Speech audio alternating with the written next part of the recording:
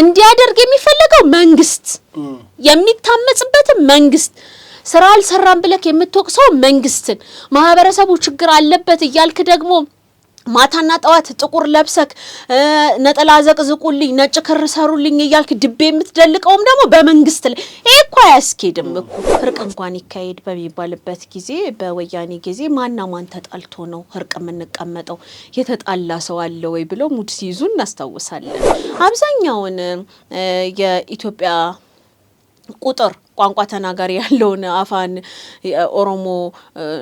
የኦሮሞን ህዝብ እንወክላለን የሚሉ የኦሮሞ ፖለቲከኞች ናቸው እንግዲህ በመከከር ኮሚሽኑ አንሳተፍም ያሉት ደግፋቸዋል አባላት አሏቸው ስላሏቸው ነው በብሔራዊ ምርጫ ቦርድ እውቅና ያላቸው ቢያንስ የወከላቸው ያንን እንወክለዋለን ወይም ነገ ይመርጠናል የሚሉትን እንቆረቆረለታለን የሚሉትን ህዝብ አክብረው አጀንዳ ልየታው ላይ ወይም የገለልተኝነት እንኳን ችግር ቢኖር ይሄ ችግር አለ ብለው በመክንያት በመክንዮ የጠየቁ ፓርቲዎች አሉ ምርጫ አልተሳተፈም ማለት በነገራችን ላይ አልቻለም ማለት ነው በቃ ምርጫው ላይ ቢሳተፍም እንደማይሸንፍ ያቀዋል በቃ አመጽ ተነስቶ በሆነ መንገድ ተሯሩጠው ወንበር መያዝ በርግጥም ይሄ አይቻልም አንደኛ የማይቻልበት የመጀመሪያው ምክንያት ምንድነው ህዝቡ በአሁን ሰዓት ለማንም ሊሞት ዝግጁ አይደለም አንድ አመት የሀገራችሁን ህዝብ አገልግሉ ነው የተባለው አላገለግልም እያለ ነው በነገራችን ጠቅላይ ሚኒስትሩ ምናልባት እኛ ኢትዮጵያውያን የማድነቅ ልምድ ቢኖረን እኛ ኢትዮጵያውያን በተሰራልን ነገር ሰዎችን ማክበር የምንችል ቢሆን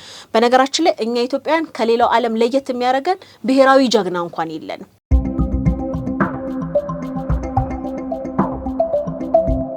ሰላም ጤና ይስጥልን ውድ ሀቅና ሳቅ ሚዲያ ቤተሰቦች እንደምን አላችሁ ዛሬ ሳምንታዊ ወቅታዊ ዝግጅታችንን ከልዩ እንግዳ ጋር ነው የምናቀርብላችሁ ያው እንግዲህ ይህን ሳምንት የምናቀርበው ከጋዜጠኛ አበበች ካሳይ ጋር የነበረው ዝግጅት ነው ትንሽ በጉንፋን ምክንያት ስቱዲዮ መገኘት አልቻለችም ያው ተወዳጇን በቅርቡ የሀቅና ሳቅ ሚዲያ እንግዳ የሆነችውን እንዲሁም ደግሞ ዓለም አቀፍ ቋንቋዎችን በተለይ አረብኛ አቀላጥፋ መናገር የምትችለው መናገር ብቻ አይደለም ግብጾች የሚሉትን ሚስጥር ለኛ የምትነግረን የዛሬ እንግዳችን ብቻ ሳይሆን በወቅታዊ ጉዳይ ተንታኛችን ጋዜጠኛ ሄሪያ ዱፌራ እንግዳችን እናት እንግዳም ተንታኝም ነች እንግዲህ ሁለቱንም ታስተናግዳለች ሄሪያ እንኳን ወደ ስቱዲዮአችን በድጋሜ በሰላም መጣሽ እንኳን ደህና ቆይ ሄሪያ እንግዲህ ያው ሳምንት ባቀረብነው የሀቅና ሳቅ እንግዳ በሀቅና ሳቅ እንዲሁም በኢትዮጵያን በሚወዱ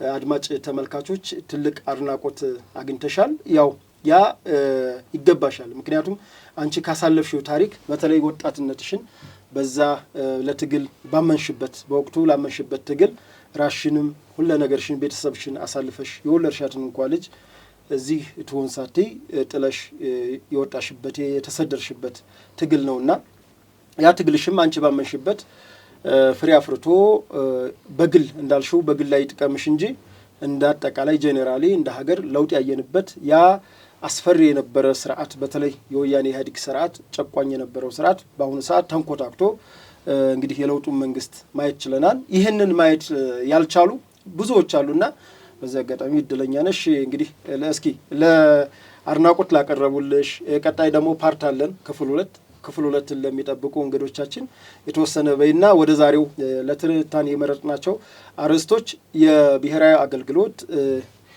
የአማራ ክልል ወቅታዊ ሁኔታ እንዲሁም ደግሞ የምክክር ኮሚሽን እንዲሁም ደግሞ በኦሮሚያ ክልል በተቃዋሚ ፓርቲ የሚታወቁት ፕሮፌሰር መራራ ጉዴናና አቶ ዳውድ ኢብሳ ወደ ኦሮሚያ ክልል መንግስት ደብዳቤ ልከዋል የደብዳቤው ይዘት ምን ይመስላል የሚለውን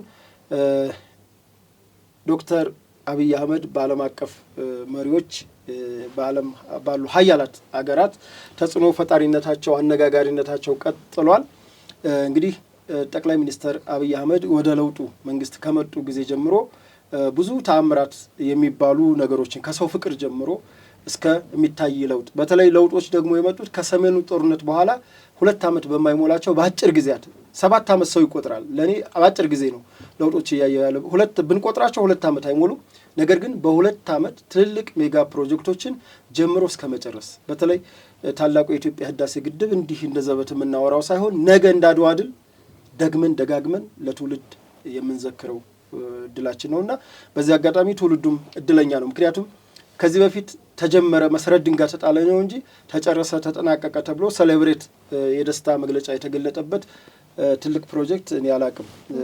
የምታውቂም ከሆነ እስኪ በኋላ ትነግሪናለሽ። ሀይርያ በቅድሚያ ግን እንደው በዛኛው ፕሮግራማችን እንግዶቻችን አድናቆት አቅርበውልሻል። እስኪ እንዴት አገኘሽው ሚዲያችንስ? ያው እንግዲህ ቴዲ አንተንም እጅግ በጣም ነው የማመሰግነው። እውነት ለመናገር እኔም ካወራን በኋላ አይቸው ነበረ ፕሮግራሙን። ሰዎችም የሚሰጡት ሀሳብ በጣም ጥሩ ነበረ። እጅግ በጣም ነው የማመሰግነው። ይህንኑ ነው የምለው። እንደው ጠብቀሽ ነበረ ማለት አንዳንዴ ሰው እውነተኛ ታሪኩን ሲናገር ብዙ ጊዜ ከጠበቀው ውጭና እንትን ይሆናል እና በተለይ ያው ያሁን ያለንበት ደግሞ እዛና እዚህ ጫፍና ጫፍ ይረገጠ ስለሆነ እንዴት አገኘሽው? ጥሩ ነበረ። ኢትዮጵያውያን በነገራችን ላይ ኢትዮጵያውያን በርካታ ጥሩ ህዝብ ያለበት ነው። ጥቂቶች ናቸው የሚረብሹን እንጂ አብዛኛው ኢትዮጵያዊ በጣም ጥሩ ነው እና ያየሁት ነገር ቢኖር ትክክለኛ ኢትዮጵያዊነት የታየበት ነበረ። አንተም እንዳነሳሁ እንግዲህ እጃቸው ላይ ቢኖር ማድረግ ቢችሉ ቤቱንም በዛው በዩቲዩብ ኮሜንት ላይ እንደሚልኩልኝ ለኔ ተሰማኝ። ግን እኔ አላማዬ ቤት የለኝም ስል ለማንኛውም ኢትዮጵያዊ ቤት ያስፈልገዋል እውነት ለመናገር። ነገር ግን ያንን ችግሬን አጉልቼ ለመናገር ፈልጌ ሳይሆን ያው አንተም ስለጠየቅከኝ ያንን ለመናገር ፈልጌ ነው እንጂ የግል ችግሬን በሚዲያ ላይ አውጥቼ ለመግለጽ ፈልጌ አይደለም። ግን የሰው መልስ በጣም የሚያሳዝን እውነት ልብ የሚነካና ይሄ ጥሩነት ነው በቃ የሚፈለገው እና የሆነ ሞራል ይሰጥሃል። በቃ እንደነዚህ አይነት በርካታ ጥሩ ኢትዮጵያውያን አሉ። ተስፋ ነው የሚሆነው እና የማትጠብቀው ነገር ነው። ጥቂቶች ናቸው እንደነገርኩክ፣ በጣም ጥቂት ሰዎች ናቸው የሚረብሹት። ጥቂቶቹ ደግሞ ብዙ መናገር ስለሚችሉ እና አብዛኛው ኢትዮጵያዊ አንዳንድ ጊዜ ውብሸት ታዬ የሚለው ነገር አለ። አብዛኛው ኢትዮጵያዊ ዝም ነው የሚለው። ኢትዮጵያን የሚደግፉ ኢትዮጵያዊ አዋቂው ዝም ነው የሚለው። የሚናገሩት የሚጮሁት ብዙ ጊዜ የሚረብሹት በጣም ጥቂቶች ናቸው እና እነዛ ሰዎች በሚፈጥሩት ተጽዕኖ አንዳንዴ እንደውም አይ ፖለቲከኞች ምናምን እንላለን አይደለም። ግን በጣም የሚገርም ነገር ልንገርክ፣ ፖለቲከኞቻችን በተለይም በአሁን ጊዜ መንግስት ውስጥ ያሉ ፖለቲከኞቻችን ስነ ምግባራቸው ሲያስቀና፣ እኔ አሁን ጋዜጠኛ ነኝ አይደል፣ ቀጠሮ ቀጥራለሁ እንመጣለን ይላሉ። ከመንግስት አካባቢ ከሆነ እንደሚመጡ በጣም እርግጠኛ ነኝ። ባሉት ሰዓት ይመጣሉ። እኔ ይሄንን ስናገር ሁሉንም ማለት አይደለም። ተቃዋሚ ተፎካካሪ የሆነ ኮምፕሌን ለማቀረብ የሚመጣ ሰው ላይመጣ ይችላል። ሌላ እንግዳ አፈላልጋለሁ ላይመጣ ይችላል ብዬ ነው ማስበው። ስለዚህ ከዚህ እንኳን ብትወስደው ፖለቲከኞች ሲባል ሁሉም አይደሉም። ነገር ግን ፖለቲከኞች ናቸው የሚረብሹን። ግን ፖለቲከኞቻችን ደግሞ ሀገር እየመሩ ያሉበት ሁኔታ ሀገር እያሻገሩ ያሉ ፖለቲከኞች አሉና እንደዛ ፍረጃው ቢቀርና እንደዚህ እስኪ እንግዲህ ቀጣይ ላይ ሙሉ ያንቺን ሁለተኛ ክፍል አብረን እናቀርባለን። ለዛሬ መጀመሪያ ርዕስ ያደረግነው ያው የኢትዮጵያ ምክክር ኮሚሽን እንግዲህ ኢትዮጵያኖች መጀመሪያ እንደ ኢትዮጵያ ተመካክረን አገር አልመሰረትንም።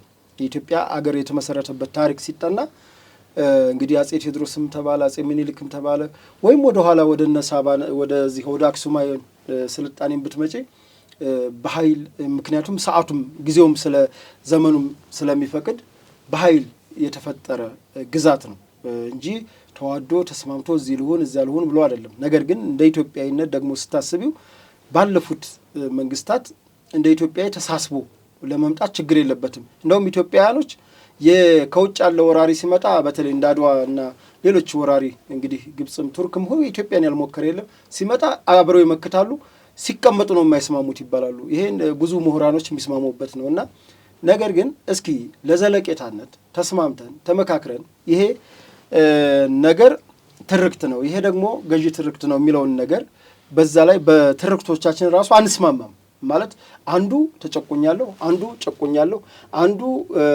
ተረግጫለሁ፣ ብዙ ነገሮች አሉ የሚነሱ ከእንደገና በምክክር ኮሚሽኑ እንደምንሰማው የኢትዮጵያ ስም ይቀየር እነ ስብሐት እኔ አረንጓዴ ቢጫ ቀይ ይቀየር ዛሬ አይደለም የወያኔ ሐሳብ ነው። እነ ስብሐት ነጋ እኮ አረንጓዴ ቢጫ ቀዩ አያስፈልግም ያሉበት ይሄን የእንትናን ባንዲራ የአልባኒያን የዚህ የኮሙኒስቶችን አሁን ትግራይ ክልል አማራ ክልል የወከሉት ባንዲራ እሱ የኮሙኒስት ባንዲራ የቻይና ባንዲራ እንዲውለበለብ ነበር ፍላጎታቸው የሆነ ጥቁር ነገር እንጨምርበትና እናውለብልብ ሲሉ የነበረበት ነው። እና አሁንም ይሄ ምክክር ኮሚሽን እኔ በመሰማው ልክ አጀንዳ እያሰባሰበ ነው ከተለያዩ ማህበረሰቦች ከተለያዩ ክልሎች እያሰባሰበ ነው። በሚያሰባስብ ጊዜ አጀንዳ እንዲህ አይነት አጀንዳ አምጡ ወይም እገድባችኋለሁ ይሄንንማ ማቅረብ አትችሉም ያለበት ነገር የለም። ምክክር ኮሚሽኑን እንዴት አየሽው አጀንዳ ስብሰባው? ያው የምክክር ኮሚሽኑ እንግዲህ ኢትዮጵያ ውስጥ ከዚህ በፊትም ሁላችንም እንደምናስታውሰው እርቅ እንኳን ይካሄድ በሚባልበት ጊዜ በወያኔ ጊዜ ማና ማን ተጣልቶ ነው እርቅ የምንቀመጠው የተጣላ ሰው አለ ወይ ብለው ሙድ ሲይዙ እናስታውሳለን። ያው ሁላ ውጥንቅጥ በነበረበት ጊዜ ማለት ነው። ይሄ ምክክር ኮሚሽን ምንም እንኳን በመንግስት መታገዝ ስላለበት ያው በጀት ያለው መንግስት ጋር ነው ከዛም ውጪ መንግስት ነው ሁሉን ነገር በዚህ ጊዜ ማከናወን የሚችለውና ኃላፊነትም ያለበት መንግስት ነው። ምክንያቱም ለዜጎች ደህንነት መንግስት ነው ኃላፊነትን የሚወስደው። አንድ የፖለቲካ ፓርቲ ጋር ወይም ደግሞ የተፎካካሪ ፓርቲ ጋር ሄደክ ደህንነቴን አስጠብቅልኝ አትለው። ደህንነትክን ሊያስጠብቅልክ የሚችለው መንግስት ነው፣ ኃላፊነት አለበት ማለት ነው። ይሄ የምክክር ኮሚሽን መዘጋጀቱ በነገራችን ላይ እጅግ በጣም አስፈላጊ ነበረ። ሁሉም ይስማማበት ነበረ። ከዚህ በፊት ፖለቲከኞች ወይም ደግሞ የተፎካካሪ የተቃዋሚ በትናንትናው ጊዜ የሚባሉ ሰዎች አልተሰጠንም እንድንመካከር እንኳን ፍቃድ አልተሰጠንም ይሉ የነበሩ ሰዎች ናቸው። የምክክር ኮሚሽኑ ሲቋቋም ራሳቸውን አግልለው በምክክር ኮሚሽኑ አንሳተፍም መንግስት እጁ አለበት ያሉት። ነገር ግን በምክክር ኮሚሽኑ ውስጥ ተሳታፊዎቹ ወይም ደግሞ ኃላፊነቱን የወሰዱ ሰዎች እነማን ናቸው ስትል ፍጹም ከህዝብ ተቀባይነት ያላቸው ገለልተኞች፣ በስብዕናቸው ስታያቸው ደግሞ እጅግ በጣም ኢትዮጵያውያን ሊኮሩባቸው የሚችሉ እንግዲህ ሰው ሆነ 100% የለም። ነገር ግን እንደ ሰው ስታያቸው ግን ፍጹም ጥሩ ሰዎች ናቸው። እነ ፕሮፌሰር መስፍን አራያን ጨምረክ በርካቶች ማለት ነው ውስጡ ገብቼ እኔም አንድ ወደ 10 ምናምን ዘገባዎችን ከነሱ ጋርም ተዟዙሬ ለማየት ሞክሬያለሁ። የሚነሱ ጥያቄዎች አሉ። እናንተ እንዳልከው አረንጓዴ ቢጫ ቀይ አያስማማም፣ ኢትዮጵያ የሚለው ስም ይቀየር፣ ከፈለገ ስራ ቋንቋ ለምን እስቲ ኮንሶኛ አይሆንም? እኛ እንግባባ እንኑር እንጂ የኮንሶ ብሔራዊ ቋንቋችን ሆኖ ዋናው ነገር ግን እኛን ለምን የጋምቤላ ቋንቋ አይሆንም? በህዝብ ብዛት አይደለም። እንደውም አንዳንድ ጊዜ መጻፍ ወይም ደግሞ ሀገራዊ ከኢትዮጵያ ወጣ ብለክ ከአፍሪካ ወጣ ብለክ የተመሰረተች ማን እንደሆነች አላስታወሰም። ከብሔረሰቡ በጣም አናሳ ህዝብ የሚኖርባት የሚናገረው ቋንቋን የብሔራዊ ቋንቋ አድርገው መጥተዋል። ስለዚህ አፋን ኦሮሞ 60 ሚሊዮን ወይም ደግሞ 70 ሚሊዮን እንሆናለን ይባላል፣ አልተቆጠረም። ግን አፋን ኦሮሞ ብሔራዊ ቋንቋ ይሁን ሲል ያም ደግሞ ታች ያለው 2 ሚሊዮን ያለው ሰው አይ ብሔራዊ ቋንቋ የኔ መሆን አለበት ብሎ ሊያነሳ ይችላል። ልንደነጋገር ወይንም ደግሞ ማለት ነው ያንን ልንጫነው አይገባም። ምክንያቱም ብሔራዊ ኮሚሽኑ የምክክር ኮሚሽኑ የተከፈተው ሁሉም ሰው ሀሳቡን እንዲያቀርብ ነው። በዚህ ደረጃ ኢንተርቴን የተደረገ እኔ አላስታውስምና በየባሶች ሁላችሁም ሀሳባችሁን አምጡ ተብሏል። ነገር ግን ሀሳባችሁን አምጡ ሲባል አይ ሀሳብ አናቀርብ አንሰጥም የለንም ማለት ሀሳብ አንሰጥም ካል ሀሳብ የለህም ማለት ነው። ከዛ ውጪ ደግሞ ያንን ሀሳብ እንኳን ሰዎች ሊሰጡ ሲሉ ልክ እንደ መንግስት ደጋፊ እንግዲህ አንተ ማለት ነው ያለህን ኮምፕሌን ልታቀርብ ሄደክ መንግስት ደጋፊ የምትሆንበት ምንም አይነት የለም። ከዛ መንግስትንስ መደገፍ ደግሞ ኃጢያት ነው ወይ?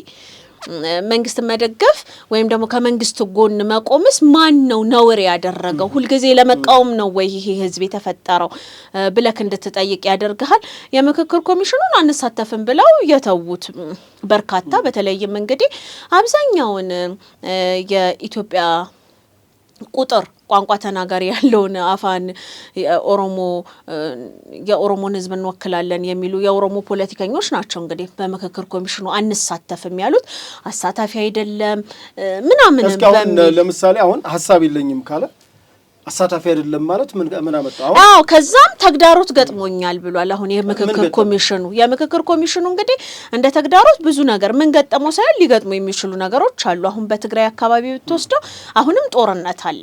አሁንም እንግዲህ ህወሓት ምንም እንኳን በአሁን ሰዓት ያው ደፋ ቀና እያለ ቢሆንም እየዳከረ ቢሆንም ለማገገም ማለት ነው ግን ፍጹም የማይችልበት ደረጃ ላይ የደረሰ ቡድን ነው የህወሓት ቡድን ማለት ነው። በዛ አካባቢ የምክክር ኮሚሽኑ ማለት ነው ምንም አይነት እንቅስቃሴዎቼ ውስን ናቸው ገደብ ተጥሎባቸዋል ቢል እውነት ነው የሚሆነው። በኦሮሚያ በአንዳንድ አካባቢዎችም ያሉትን ነገሮች እናውቃለን። ከዛ በተጨማሪ በተለያዩ በአማራ አንዳንድ አካባቢዎች ላይ እንደነዚህ አይነት ተሰብስበው በነገራችን ላይ አማራ ክልል አጀንዳ ልየታ ተደርጎ ተሰብስቦ ባህር ዳር ላይ ከሁሉም ወረዳዎች ሄደው በተወካዮቻቸው አማካይነት ተነጋግረዋል። ሌላው በጫካም ያሉ ልጆች እንወያያለን ካሉ በኋላ ወደ ዋናው ነገር ሲገባ በሚዲያ ለምን ተነገረ በሚል ያው እንግዲህ ልጆች ዝም ብለው ያልበሰሉ ስለሆኑ ለምን በሚዲያ ወጣብን በሚል ተፋፍሮባቸው የቀሩ ሰዎች አሉ ማለት ጫካ ላይ ያሉት ግን ለምክክር ኮሚሽኑ ሐሳብ አቅርበው ፕሮፌሰሩም ታጣቂዎች ሐሳብ እንዳቀረቡላቸው ተናግረዋል። እኔ የሚገርመኝ ጫካ ላይ ያሉት መቼም አንዴ በመንግስትም ላይ አመጸዋል ሌላውም እዚህ ላይ ኮሚሽኑም ላይ ቢያመጹ አይገርምም። የህጋዊ ሰውነን ኖሯቸው በሀገር አቀፍ ፓርቲ የሚሆን በብሔር ፓርቲ ተደራጅተው እንወክለዋለሁ ያሉት ህዝብ ከኋላ አሰልፈው በሚሉት አንድ የሚሆን ሁለት ተሰላፊ ያላቸው ዝሮ የሚደግፋቸው አለ አባላት አሏቸው ስላሏቸውም ነው በብሔራዊ ምርጫ ቦርድ እውቅና ያላቸው ቢያንስ የወከላቸው ያንን እንወክለዋለን ወይም ነገ ይመርጠናል የሚሉትን እንቆረቆርለታለን የሚሉትን ህዝብ አክብረው አጀንዳ ልየታው ላይ ወይም የገለልተኝነት እንኳን ችግር ቢኖር ይሄ ችግር አለ ብለው በምክንያት በመክንዮ የጠየቁ ፓርቲዎች አሉ። እኔ እስከማውቀው ድረስ የሉም።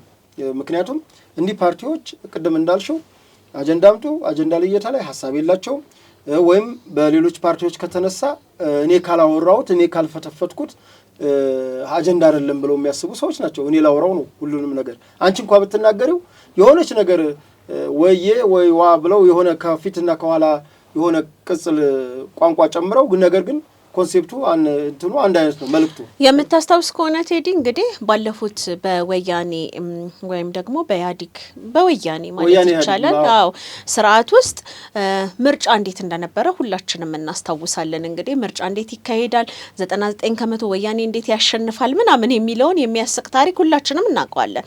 ለምሳሌ ኦፌኮን ብትወስደው በዛ ምርጫ ይሳተፍ ነበር። ፕሮፌሰር መረራ ጉዲና ፓርላማ ውስጥ ከጠቅላይ ሚኒስትሩ ከቀድሞ ጠቅላይ ሚኒስትር መለስ ዜናዊ ጋር እየተፋጠጡ በዛ ደረጃ የእስር ቤት ቋንቋ አፋን ኦሮሞ በሆነበት ወቅት ላይ ኦፌኮ ምርጫ ይሳተፍ ነበር። ሌሎችም ምርጫ ላይ የሚሳተፉ ቡድኖች ነበሩ።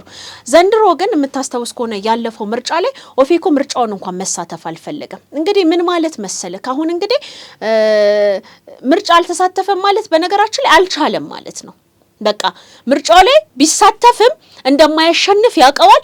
ሁለተኛ ነገር ምርጫ ስታካሂድ ለህዝቡ የሚሰማው የሚያወራለት ነገር ሊኖርክ ይገባል። ፖሊሲ ሊኖርክ ይገባል። የሚያመጣው አዲስ ፖሊሲ የለም። እኔ ዘንድሮ የሚያስፈራኝ ነገር ምን እንደሆነ ታውቃለህ? ምርጫ ላይ ምንድነው የሚያወሩት? ምን ይሁን የሚሉት? ምንድነው እንሰራልሃለን የሚሉት ለህዝቡ? ምክንያቱም እኔ እናንተ ስንወዳደር ካንተ የሚሻል የሆነ ነገር ያንተን ድክመት ማወቅ አለብኝ። እኔ ሲመስለኝ ምን እንደሆነ ታውቃለህ? አሁን መንግስት ላይ የሚያወጡት ነገር ከሀሜት ውጪ ማለትም አሁን ሀሜት ነው የሚባለው ከሀሜት ውጪ ወይም ደግሞ ይሄ በቃ አመጽ ተነስቶ በሆነ መንገድ ተሯሩጠው ወንበር መያዝ በእርግጥም ይሄ አይቻልም። አንደኛ የማይቻልበት የመጀመሪያው ምክንያት ምንድነው? ህዝቡ በአሁን ሰዓት ለማንም ሊሞት ዝግጁ አይደለም። ገብቷል አይደል? ማንንም ወንበር ለመያዝ የሚሞት ወጣት የለም። ምናልባት በኋላ እንመጣበታለን። አሁን ላይ የተወሰኑ ተቃውሞች ገጥመውታል። ይሄ የብሔራዊ አገልግሎት ምናምን እና ደስ ያላቸው አሉ እየጻፉ ነው በርታ በለው ምናምን የሚሉ ማለት ምን እንደሆነ ታውቃለህ? መልእክቱ እነዚህ ተማሪዎች አምጸው እሱን ወንበር ላይ ያመጡታል ወይም ደግሞ ወደ ስልጣን ያመጣ። ይሄ ተረት ነው። ምክንያቱም በጣም ጥቂት ናቸው። ጥያቄያቸው ምናልባት ትክክል ሊሆን ይችላል ወይም ትክክል መስሏቸው ሊሆን ይችላል። ነገር ግን ትክክል እንኳን ቢሆን ግን እሱ መጥቶ ወንበር እስከሚይዝ ድረስ ቁጭ ብሎ የሚያየው ሰው እንደሌለ ማወቅ አለበት። ትናንትና በዛ ውጥረት ውስጥ በዛ ስቃይ ውስጥ በዛ መከራ ውስጥ ወንዶች በሚኮላሹበት ሴቶች ሴትነታቸውን ስንት ነገር በሚሆንበት በማዕከላዊ እስር ቤት ስንት የኦሮሞ ህዝብ ስንት የኢትዮጵያውያን በሚሰቃዩበት ጊዜ ምርጫ የተወዳደሩ የፖለቲካ ፓርቲ አመራሮችና የፖለቲካ ፓርቲ አባላት በመጣ መንግስት የለውጡ መንግስት በመጣ ማግስት ምርጫ አንወዳደርም ሲሉ እኮ ማን ነው መሸማቀቅ ማፈር አለባቸው። ስለዚህ የሚያወሩት ነገር የላቸውም፣ አላደራጁም። አሁን ምርጫው ይራዘም የሚሉም አሉ። አሁን ማለት ነው ምርጫው እኔም ማቀው ምርጫው ይራዘም ማለት የነበረበት መንግስት ነው፣ ገዢው ፓርቲ ነው። ለምን እንደሆነ ታውቃለህ? እነዚህ ግን እያሳቀቁን ነው አይደለ? አልቻለም፣ መንግስት መምራት አልቻለም፣ በየቦታው ግድያ አለ፣ ስቃይ ነው፣ የኑሮ ውድነቱ እንዲህ ነው፣ ገለመኔ ነው ምናምን ይሉናል አይደል? እኮ ምርጫ ይወዳደሩና ያሸንፉት፣ እኛም እንገላገላለን። አሁን የሚሉትን ነገር የሚገላግሉን እኔ አንድ እውነት ልንገርክ፣ ከዚህ የተሻለ መንግስት ከመጣ ከዚህ የተሻለ ፖሊሲ ያለው ሰው ከመጣ እኔ እኮ አጎቴ አይደለም እኮ ጠቅላይ ሚኒስትሩ አይደል እንዴ? ወይም ደግሞ ምንም እኮ አይደለም። በቃ ቢሆን እንኳን ወንድምክ ቢሆን እንኳን የተሻለ ሰው እስከመጣ ድረስ እንመርጧለን። ነገር ግን ለኛ ለጆሮአችን የሚስማማ የሚያደርጉት የሚነግሩት ነገር የለም። ከዛ በተቃራኒ ግን አዲስ አበባ ላይ እንሰራለን ያሉትን መንግስት የብልጽግና መንግስት እየሰራው ነው። ጠቅላይ ሚኒስትሩ እሰራዋለሁ ያሉትን ብቻ ሳይሆን ተደብቀው ሰርተው እንድናጨበጭብላቸው እያደረጉን ያሉት ማለት ነው። ልክ ነው። እስኪ ወደ በዚሁ ያው ሰዓታችን ውስን ስለሆነ ቀጣይ አጀንዳ ያደረግነው ይሄ ብሔራዊ አገልግሎት ናሽናል ሰርቪስ ነው። እንግዲህ ብሔራዊ አገልግሎት እንደምታውቂው በቀድሞ በመንግስቱ ኃይለማርያም ማለት በደርግ ዘመን ብሔራዊ አገልግሎት ገና ወደ ኮሎኔል መንግስቱ ወደ ስልጣን እንደመጡ 1969 ነው የተጀመረው። እንግዲህ አስተሳሰባቸው 1967 መጡ።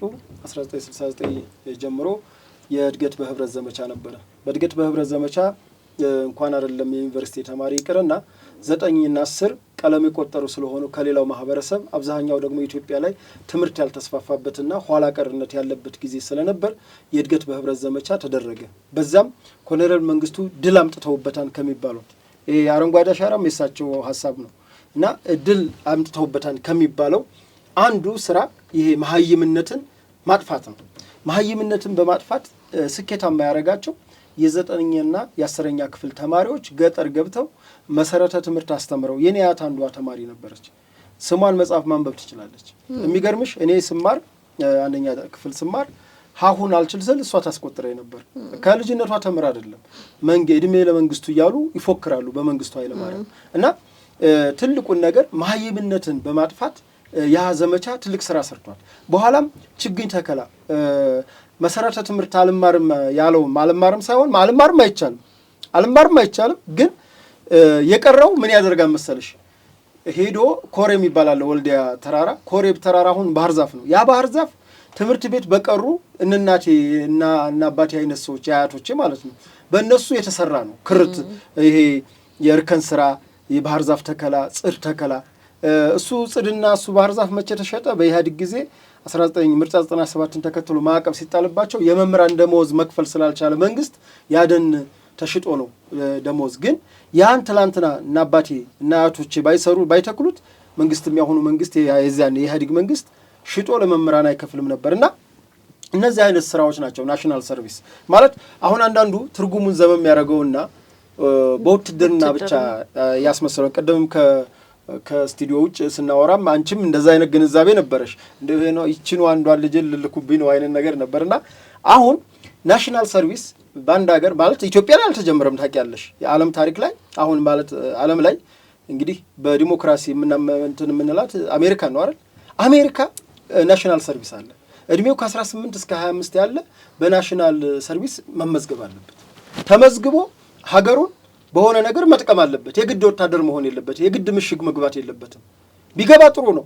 2 ዓመት ብሔራዊ ናሽናል ሰርቪስ ብሔራዊ ወታደር ሆኖ ስለ መሰረታዊ ውትድርና አውቆ እውቀቱን ኑሮት ቢመጣ ጥሩ ነው። ነገር ግን አሁን እየተባለ ያለው የአንድ ዩኒቨርሲቲ ተማሪ ከመመረቁ 1 ዓመት በፊት ገጠርም ይሁን ኢትዮጵያ በቃ ለምን ኢትዮጵያን አሁን እንጣላባታለን አይደለ?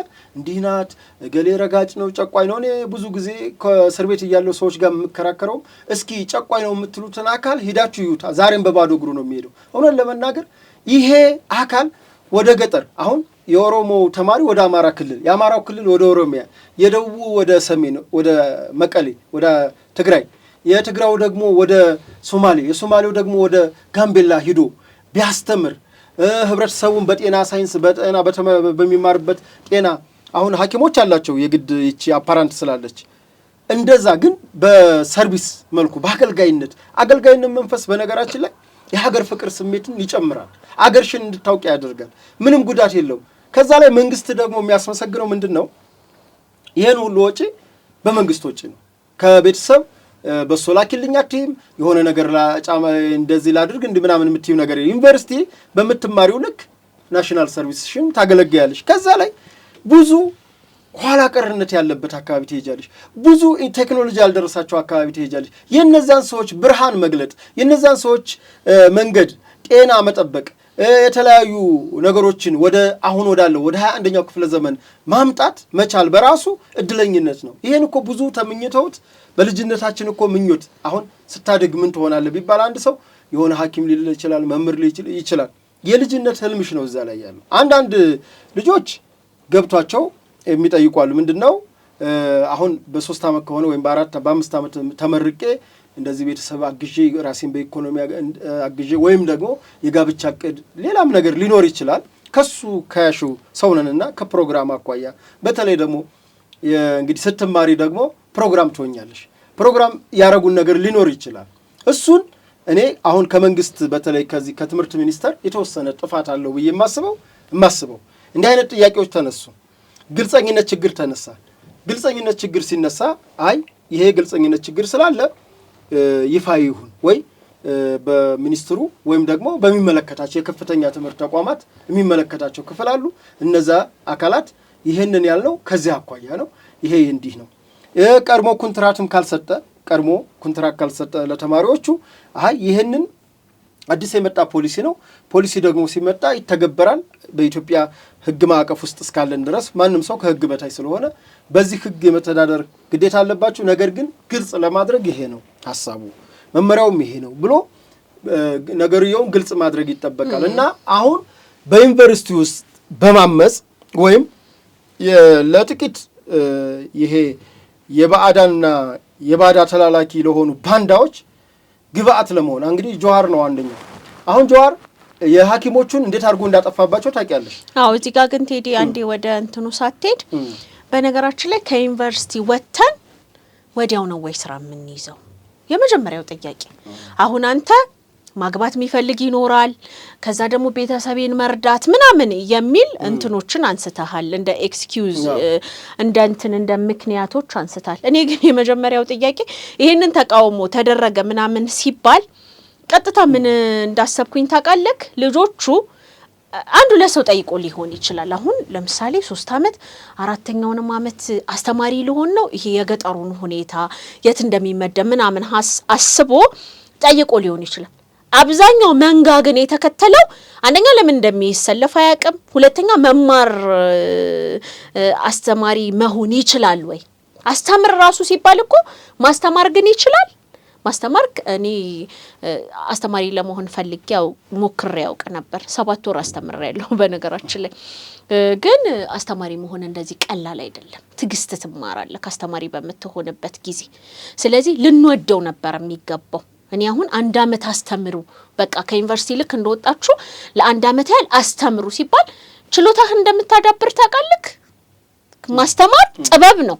ችሎታህን ነው የምታዳብረው። ስለዚህ ደግሞ የትኛው ጊዜ ነው የሚቃጠልብን? ቆይ አንድ ነገር ልንገርህ። ትምህርት ሚኒስቴር ለምሳሌ አሁን በየ3 ዓመቱ ይሄ ጋዜጠኝነት ምናምን 3 ዓመት ምናምን ነው የሚማሩት። 4 ዓመት ተማሩ ማለት አይችልም? ይችላል አይደል? ይችላል እኮ ትምህርቱን ሰፋ አድርጎት ከዛ በኋላ ማለት ነው 1 ዓመት የስልጠና ጊዜ ነው ማለት እኮ ይችላል። 1 ዓመት ሰልጥኖ ነው ከዛ በኋላ የትምህርት ማስረጃ ከሚሰጥክ ማለት ይችላል። እንደዛ አይደለም የተባለው። 1 ዓመት የሀገራችሁን ሕዝብ አገልግሉ ነው የተባለው። አላገለግልም እያለ ነው። በነገራችን ላይ ሳይማር ያስተማረኝን ሕዝብ ይሄ አሁን የሚያምጸው ሰው ከገባው ምናልባት ስንቱ ገብቶታል ለምንድነው እዛ ጋር የሚጮኸው እኔ አላውቅም ግን ከገባው እንደዚህ ነው እየተባለ ያለው አይ አላገለግልም ሀገሬን እያለ ነው ስለዚህ የምታገለግለውን ሀገር መጠበቅ የለበትም እሱ ያላገለገላትን ሀገር ከሷ የሆነ ነገር መጠበቅ የለበትም በነገራችን ላይ ሀገርና ቤት ሲመሰረት ምን እንደሆነ የሆነ ትውልድ ይጎዳል ዋጋ ይከፍላል ማለት ነው ከዛ በኋላ ግን የተሻለ ነገር የምታየው ዛሬ ላይ አንተ ተጎድተክ ነው የሚሆነው ማለት ነው ስለዚህ አሁን አመጹን እነዚህ የምትጠራቸው ሰዎች ለግብአትነት ተጠቅመዋል በነገራችን ላይ ባሊና ሚስት ቢጣላ ከአንድ አካባቢ ላይ 5 ባሊና ሚስት ቢጣላ የመንግስት እጅ አለበት የሚሉ ሰዎች ናቸው እነዚህ ሰዎች ማለት ነው መንግስት አለበት እዛ ድረስ ደርሷል ምክንያቱም አጀንዳ የለማ ስለዚህ አጀንዳ ከሚሆነው የሁሉንም ሰው አጀንዳ የራስ ካድርገክ አሁን ጀዋር የምትለው ሰውዬ ይሄንን ነው እያደረገ ያለው በቃ የከሰረ ፖለቲከኛ ነው በነገራችን ላይ ባፉ እንደ ልደቱ አልተናገረም እንጂ ከስሮ ወጥቷል አልጸጸትም ማለት እንጂ ተጸጽቷል እሱ ነገር ግን አሁን ላይ ያለችውን ትንሽ ኢትዮጵያ ውስጥ የተለኮሰችውን ትንሽ ነገር ጋዝ በማርከፍከፍ ወይም ቤንዝል በለው እነሱ ጋር አካባቢ ደግሞ ውድም አይሆንም ምክንያቱም ገቢያቸው ሰፊ ነው ስለዚህ ያንን ነገር ያደረጉ ወጣቱን እንትን ለማድረግ አሁን ስንሰቦች ይሆናሉ የተቃወሙት ከዛ ውስጥ ሳውቀው የሚቃወሙት ስንቶቹ ናቸው አጠገባቸው ሄደ ካንዳንድ ጊዜ ማለት ነው 1997 ይመስለኛል 1997 ነው ሌላኔ እንደዚህ አይነት ተቃውሞ አይቻልምና የተመታው ልጅ አጋጣሚ ሆኖ መንግስት ላይ ያመፀ የነበረው ነበር አይደለም የሚገርምክ እንደነዚህ አይነት ነገሮች አሉ ሲሄድና ባክህን እዛ ጋር የሆነ እንትን አለ ሰላማዊ ሰልፍ አለ ዝም ብለን እንቀላቀል የሚሉ እኮ አሉ ለምን እንደሆነ ማን እንደሚልካቸው የማያውቁ ማለት ነው እነዚህ ደግሞ ብዙ ከነሱ ምን ጠብቅ የዩኒቨርሲቲ ተማሪዎች ናቸው ዩኒቨርሲቲ ተማሪ ደግሞ ለማንም ግብአት ሊሆን አይገባም ከዛስ አሁን ጀዋር መሐመድ እንግዲህ ማለት ነው የሱን ሐሳብ የሱን ፕሮግራም ወይም ደግሞ የሱ አንድ አመት አስተማሪ መሆን ቆጭቶት ነው ፖስት ምናምን የሚያደርግ ቆጭቶት ቢሆን በጀዋር መሐመድ ምክንያት 86 ሰዎች እኛም እናቃቸው 86 ሰዎች ሞተዋል ተከብብ ያለው ባለ ጊዜ ማለት ነው እኔ ወይምን ነበር መሰራው በወቅቱ ማለት ነው በዛን ጊዜ እግራቸው የተቆረጠ ነበር ፕሪንሲፕል ነው በቃ የእንትን የተቃዋሚ የታጋይ ህግ ነው እግራቸው ተቆርጧል እርዳን ምናምን ብለው ይመጡ ነበር በሱ ምክንያት ማለት ነው በተለይ ከሻሸመኔ አካባቢ ይሄ ፕሪንሲፕል ነው አንድ ታጋይ ወይ ይሞታል ወይ ድሃ ይሆናል ምናምን ብሎ ነበር የሚቀልደው ከዛም ውጪ እሱ ተከበብኩኝ ተዘረፍኩ ምናምን ባለ ጊዜ የሚሰበሰቡ ብሮች ነበሩ እስቲ የተወለደበት ሀገር ላይ እኮ አንድ ትምህርት ቤት አልሰራም ዛሬ ለነዚህ ልጆች ማለት ነው ከተመረቁ በኋላ የሚውሉበት የሚሰሩትን ስራ እሱ ባካበተው ንብረት ማድረግ ይችላል ነገር ግን እንዲያደርግ የሚፈልገው መንግስት የሚታመጽበት መንግስት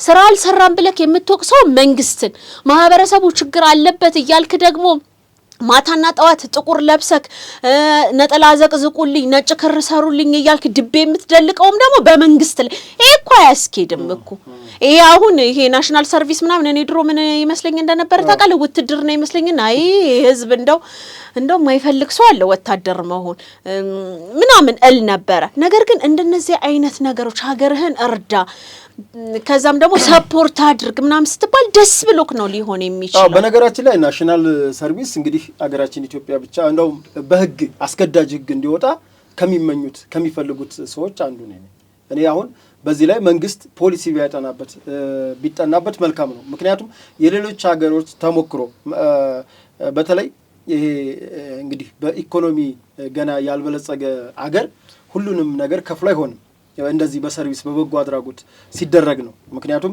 እርዳታ ከውጭ ከምንለምን ይልቅ በራሳችን ራስን በራስ ማገዝ ምንድነው ችግሩ እርዳታም አይደለም ስንት አመት ሙሉ መንግስት ሲያስተምረው በተለይ ባውን ሰዓት ደግሞ መንግስት ድሮ ዩኒቨርሲቲ ላይ ብቻ ነው ሰፖርት የሚያደርገው አይደለ ይሄ ከምግብ ጋር ምናምን በተያያዘ አሁን ግን መንግስት ከኬጂ ጀምሮ እየቀለበ ነው 12ኛ ክፍል ከ12ኛ ክፍል ዩኒቨርሲቲ የሚያስተምር ስለዚህ ሀገሪቷ እያበላች እያጠጣች እስካሳደገች ድረስ አንድ አመት በጣም ትንሽ ነው ስለዚህ ሀገር ፍቅር ስሜትን ከታችኞቹ ጀምሮ ምክንያቱም አንዳንድ ደግሞ በዚሁ አጋጣሚ ሚዲያውን ከተወያየንበት አይቀር አንደኛ ደረጃ በቅጡ ያልወጡ ልጆች ቲክቶክን እየተጠቀሙ ነው ቲክቶክን ተጠቅመው ደብተር እየረገጡ ፓርት 1 ፓርት 2 እያሉ የሚሰሩበት ጊዜ ነው። ይሄ ምንድነው ለሌሎቹ የሚያስተምረው ማለት ትምህርት እንዲጠላ ተማሪው ወደ የነሱን አክት እንደ ፋሽን እንዲከተል እያደረገ ነውና ይሄንን አስገዳጅ በተለይ ትምህርት ሚኒስቴር ራሱ እስከ ክልል እንግዲህ ያው ታውቂያለሽ የፌደራሉና የክልል መዋቅር ስላለ የክልሎች ትምህርት ቢሮዎችም ይሄንን አጽንኦት ሰጥተው አስገዳጅ በተለይ ሞባይል ወደ ክፍል ውስጥ ይዞ ባይገባ ከውጭም ቢሆን እንዲህ አይነት አስነዋሪ ባለፈው እኮ በወታደርም በሆነ ነገርም ያየን ነበር ስንሰጥ ነበር እንዲህ ተማሪዎች ትምህርትን በሚያስጠላ መልኩ እንዲጠላ በሚያደርግ መልኩ የሚሰሩ ተማሪዎች አንድ እንዳይማሩ መከልከል ሁለተኛ ጸባይ ማረም ያለ በነገራችን ላይ ሄሪያ ከ18 ዓመት በላይ ብቻ አይደለም የሚታሰረው ከ18 ዓመት በታችም ይታሰራል እስካጠፋ ወንጀል እስከሰራ ይሄ ደግሞ ሆን ተብሎ ትምህርትን እንዲጠላ ትምህርትን ብቻ አይደለም ቴዲ አስተውለ ከሆነ እኛ ኢትዮጵያውያን በርካታ ኢትዮጵያውያን ያለብን ችግር ምንድነው ያለውን ነገር ማጋነን ምንድነው መሰለክ መንስኤው ምን እንደሆነ ታውቃለህ አንደኛ በጣም ተከታይ የሚኖረን የሆነን ሰው ስንሰድብ ነው ወይም ደግሞ የሆነን ሰው ስናዋርድ አረ ጀግና ነው ምናምን የሚል ሰው እኮ በጣም ያሳዝናል በነገራችን ላይ እንደዛ አይነት አመለካከት አለን እና እንደነዚህ አይነት አሁን ለምሳሌ ትምህርትን ደብተር ረገጡ የራሱን እድል ነው የሚረግጠው ነው እንደዛ ነው የምታልፈው አይደለም አይደለም ልልክ የፈለኩት ቆይ ልንገርሽ በእኛ ባደግንበት ማህበረሰብ እኔ የጎረቤት ቆንጥጦይ ነው ልንገርሽ ከትምህርት ቤት እንኳን ስቀር እንዴት አባት ተቀራለ ተብዬ አባት አይደለም የሚገርፈኝ እንደውም ከአባቴ ይልቅ ጎረቤትን ይፈራለሁ እንዲህ ብለን ያደግን ሰዎች ዛሬ ከየት የመጣ ባህል ነው ደብተሩን ሰው የሚያደርገውን ትምህርት እኮ ነው ሰው የሚያደርገው እኮ ትምህርት ነው ትምህርት እንዲጠላ ከእንደገና ይሄንን እያየ ላይክ የሚያደርግ ይሄንን እያየ ፎሎወር የሚያደርግ እንደውም ልጆቹ የበለጠ እንዲባልጉ ሰፖርት የሚያደርጋቸው ቫይራል እንዲወጣ የሚያደርግ ሰዎች ያሉበት ነው አንድ የሶሻል ሚዲያ ህጉ መጠንከር አለበት በያምናለሁ በተለይ ይሄ እድሜያቸው ሳይፈቅድ ወደ ሶሻል ሚዲያ የሚመጡትን በኢትዮጵያ እየተከታተሉ የሚዘጋበት ሁኔታ ቢኖር ሁለተኛ እንደገና ደግሞ ይሄ ከኢትዮጵያዊነት ስብዕና ውጭ ሆኑ ግብረ ገብነታችንን የማይጠብቅ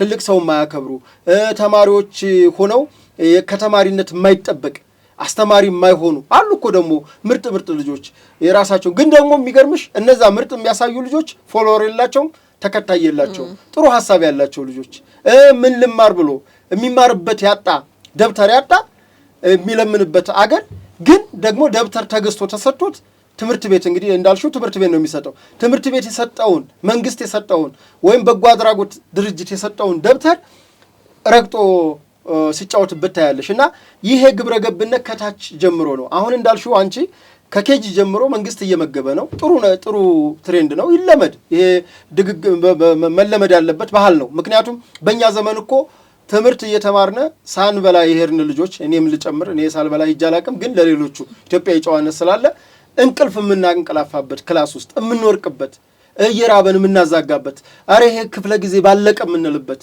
እየራበን ማለት ነው ያን ያሳለፍንበት ዘመን ነው አሁን ደግሞ ክላስ ውስጥ ምግብ እየተመገበ ነው ይሄ ቀላል ነገር አይደለም የሰው ልጅ ከበላ በተለይ ኢትዮጵያኖች ምግብ ከበላን የማሰብ ኃይላችን ትልቅ ነው ይሄን ደግሞ ነጮቹ ያውቃሉ ኢትዮጵያኖች ከበላን ኢትዮጵያኖች ከተማርነ ዓለምን እናሸንፋለን ይሄን ስለሚያውቁ ነው የጋራ ጥላቶቻችን እኛ ላይ በድህነትም በኋላ ቀርነትም የሚረባረቡብን እና ይሄንን ስሬስ ጉዳይ ነው መንግስትም የሚመለከተው አካል ትኩረት ሰጥቶ አንደኛ በከፍተኛ ትምህርት ተቋሞች የተነሳውን ጥያቄ በአግባቡ ግልጽ የሆነ ምላሽ መስጠት ሌሎች መሰል ከሃይማኖትም ከተለያየም ነገር የሚነሱ ነገሮች አሉ ግልጽ የሆነ መልስ መስጠትና ከሚመለከታቸው አካሎች በተለይ ከሃይማኖት ተቋሞች ለምሳሌ ላንሳልሽ አማራ ክልል ላይ ግዕዝ ትምህርት ይሰጥ ተብሏል ግዕዝ ትምህርት ይሰጥ ማለቱ ብቻ አይደለም ተቃውሞ ገጠመው ተቃውሞ አሁን በምስራቅ አማራ በኩል ባሉ በተለይ ወሎ አካባቢ ባለ ግዕዝ ትምህርት የቤተ ክርስቲያን ነው የሚል ነው ራሷ እኮ ቤተ ክርስቲያኑ ግዕዝ ደግሞ የኔ ነው ብላ ማለት ነው አረከሳችሁ ትላለች እዚህ ጋር አክራሪው ሙስሊም አጠመቃችሁኝ ይላል እዚህ ጋር ደግሞ አክራሪው ክርስቲያን አረከሳችሁት ይላል ይሄ ሁለት ጽንፍ የወጣ ሐሳብ ባለበት ሁኔታ ግዕዝ የማን ነው አሁን ግዕዝ ትምህርት ከሆነ ግዕዝ ትምህርት እንዴት መማር አለበት ከዚህም ያገባኛል ከዚህ ደግሞ ገለልተኛ የሆነውን አካል በጋራ ጠርቶ አዋይቶ የጋራ ስምምነት ፈጥሮ ልክ እንደ ምክክር ኮሚሽኑ የጋራ ስምምነት ፈጥሮ በተስማሙበት ሂደት መሄድ ነው እኔ ቋንቋ እምነቱ ነው አይላቅም አረብኛ ለምሳሌ አሁን ከያረብ ቋንቋ ነው አይደል ያረቦች ግን በእስልምና ውስጥ ትልቅ ቦታ አለው። ግዕዝም በክርስትና በኩል ትልቅ ቦታ አለው፣ አይካድም። ግን እማትክጂው ነገር አረብኛም ቋንቋ ነው፣ ግዕዝኛም ቋንቋ ነው። ለዚህ ትምህርት ሚኒስቴርን በዩ ትምህርት ቢሮ፣ የክልሎች ትምህርት ቢሮ ግልጽ የሆነ ነገር ማውረድ አለባቸው ብዬ አምናለሁ። ብዙ ጊዜ አገር እስከሚያፈርስ ጩኸት እስከሚሆን እኒህ አገር ለማፍረስ በዛ በዚህ በሚያዋክቡ ሰዎችን አጀንዳ ሆን ተብሎ የሚሰጥም ሁሉ ይመስለኛል።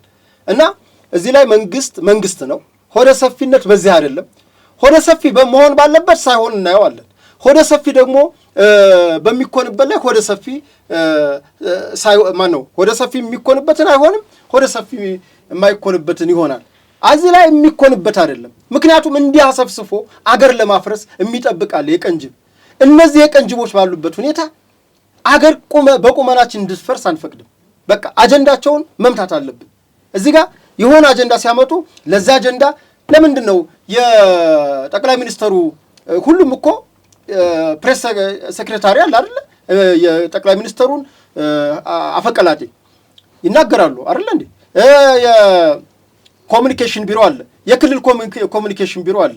ተይው የዘርፎቹ የየቢሮዎቹ ህዝብ ግንኙነት አለ። ፕሬስ ጠርተው እንዲህ ነው ብለው ፕሬስ ኮንፈረንስ ላይ ይሄ ነው ብለው ግልጽ ነገር ለምን አያቀርቡም? አንዱ ከመንግስት ሰራተኛ እኮ አንዱ መርህ ግልጸኝነት ነው የሚለው አሰራር ግልጸኝነት። ይሄንን ማዳበር አለብን። እኔ አሁን ደስ የሚለኝ አሁን በሚኒስተሮችና በጠቅላይ ሚኒስተሩም በክብርት አዳነችም ደስ የሚለኝ በራሳቸው ሶሻል ሚዲያ የሄዱበትን አካባቢ ድሮ ታውቂያለሽ መለኮ እንትና ጋር ሄደች እንዲህ ተመካከረች ምናምን ይባላል አይደለ? የሆነ ወጣ በእኛ እድሜ ነው ኃይለ ማርያም እኮ የሆነ ቦታ ሄደ እንዲህ ተመካከረ። ዛሬ እንደዛ የለም እናቱ። ክቡር ጠቅላይ ሚኒስተሩ ከአውሮፕላን ሲወርዱ የት ሀገር እንደሄዱ ሲቀበሏቸው ምን እንዳወሯቸው እያንዳንዱ ሚስጥር የሚመስሉ በፊት አቱቱ ተብሎ የሚጎራውን ዛሬ በይፋ በክቡር ጠቅላይ ሚኒስተሩ ይፋዊ ገጽ እኮ እናያለን። ይሄ እስከታች መዳበር አለበት። ትምህርት ሚኒስተር ምንድነው አፉን የለጎመው? ትምህርት ሚኒስተር እኮ ነው ሁሉንም ነገር እኮ ይፋ አድርጎ እንደውም ማሳወቅ ያለበት። መማሪያ እኮ ተቋም ነው፣ መማሪያ ተቋም ነው። ስለዚህ እዚህ ጋር ፕሮፌሰሩ አቅም ችግር አለበት ብዬ አላስብም። የመናገርም የማስረዳትም የእውቀትም ችግር የለባቸውም ፕሮፌሰር ብርሃኑ ነጋ። ስለዚህ በተፈጠረው ነገር እሳቸውም ይሁኑ የሚመለከተው የከፍተኛ ትምህርት ተቋም ስለዚህ ጉዳይ ግልጽ የሆነ ነገር ማሳወቅ አለባቸው። አለበለዚያ ለእነዚህ አገር አፍራሽና የቀንጅቦች ቦታ እየሰጠን ከሄድነ አገራችንን አይናችን እያየን እናጣታለን። ለምን? እብድ ናቸው እኒህ ሰዎች። እብድ ውሻ ታውቂያለሽ? እብድ ውሻ ይነክስሻል። ከነከሰሽ በኋላ ደግሞ ሌላ ሂዶ ይነክሳል። ወይ መገደል አለበት ወይ በሆነ ነገር መቆም አለበት። እና ይሄ ነው። ይሄ ስለ ሀገር ጉዳይ ሲነሳ እኔ በጣም በተለይ በማይረቡ ሰዎች ሲነሳ አልወድም። የማይረቡ ሀሳብ የሌላቸው ቅድም እንዳልሽው እንዲህ አድርጉ ብታያቸው እኮ አንድ ጊዜ ክቡር ጠቅላይ ሚኒስተሩ የተናገሩት ነገር በቂ ነው። በቃ የወደቀ እንኳን ሶፍት እንኳን ማንሳት የማይችል ውሃውን የዘጋው ልንገርሽ። አሁን አዲስ አበባ በጎርፍ ተጥለቀለቀች ብላ ምን ይላሉ? አንደኛ የበጋ በጎ አድራጎት አለ በፈረንጆች እነሱ በሚኖሩበት ያን እንኳን ትሬንድ ወደዚህ እንዲመጣ ያደርጉ። በበጋ በጎ አድራጎት እነዚያ የጎርፍ ቱቦዎቹ ይከፈታሉ በበጎ አድራጊ ወይም ካፒታልሽ ካደገ በራስሽ ሰራተኛ ቀጥረሽ ታሰሪያለሽ። ቱቦዎቹ ይከፈታሉ፣ ሊዘጉ የሚችሉ ነገሮች ይከፈታሉ።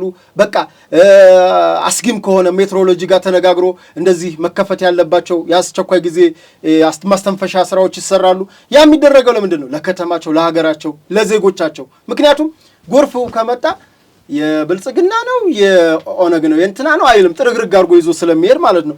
አንድ የወደቀ ሶፍት የማያነሳ አካል እዚህ ጋር ብልጭልጭ ሆነች ይልሻል። እንዲኮነ ጎርፍ ተጥለቀለቀ። ሃይላንዱ የወደቀ ቢጠጣው ሃይላንድ ራሱ እኮ ነው የሚጥለው። የሚገርምሽ ራሱ ጥሎ ከወደቀ የት ነው የውሃ መውረጃውን ነው የሚዘጋው እኮ። ሲዘጋው ውሃ ዝናብ ጣለ። ዝናብ ሲመጣ እንግዲህ ሰው አይደለ ገለል ብሎ አይሄድም።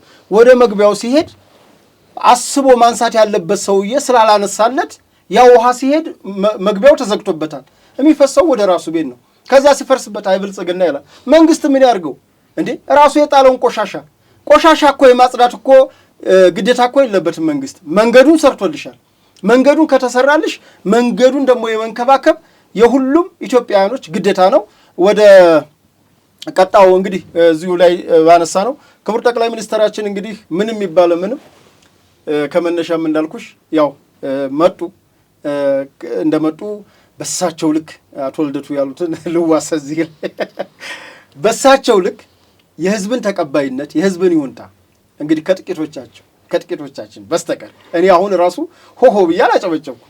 ለምንድን ነው ያላጨበጨብኩት? ከኢህአዴግ ቤት የወጣ እንደው ምን ሊተርፍ ብዬ ነው። በኋላ ግን ነገሮችን ሳያቸው ስረዳው እንግዲህ ቶሎ ያመኑ ቶሎ ክደዋል። እኔ ደግሞ ቀስ እያልኩ እየገባኝ ነው። አሁን ስደግፋቸው ምክንያታዊ ሁኜ ነው። በሳቸው ምክንያት ብሞትም ምክንያታዊ ሁኜ ነው። ደስ እያለኝ ነው የምሞተው። ማንም ደግሞ ጠልቶ እንደማይገለኝ ያውቃለሁ። ምክንያቱም የሚሰሩ ጠቅላይ ሚኒስተር ባይኔ በብረቱ አይቻለሁ። በፊት አጼ ቴዎድሮስ እንዲህ አድርጎት አጼ ምኒልክ እንዲህ በነገራችን ላይ አጼ ምኒልክን ካነሳን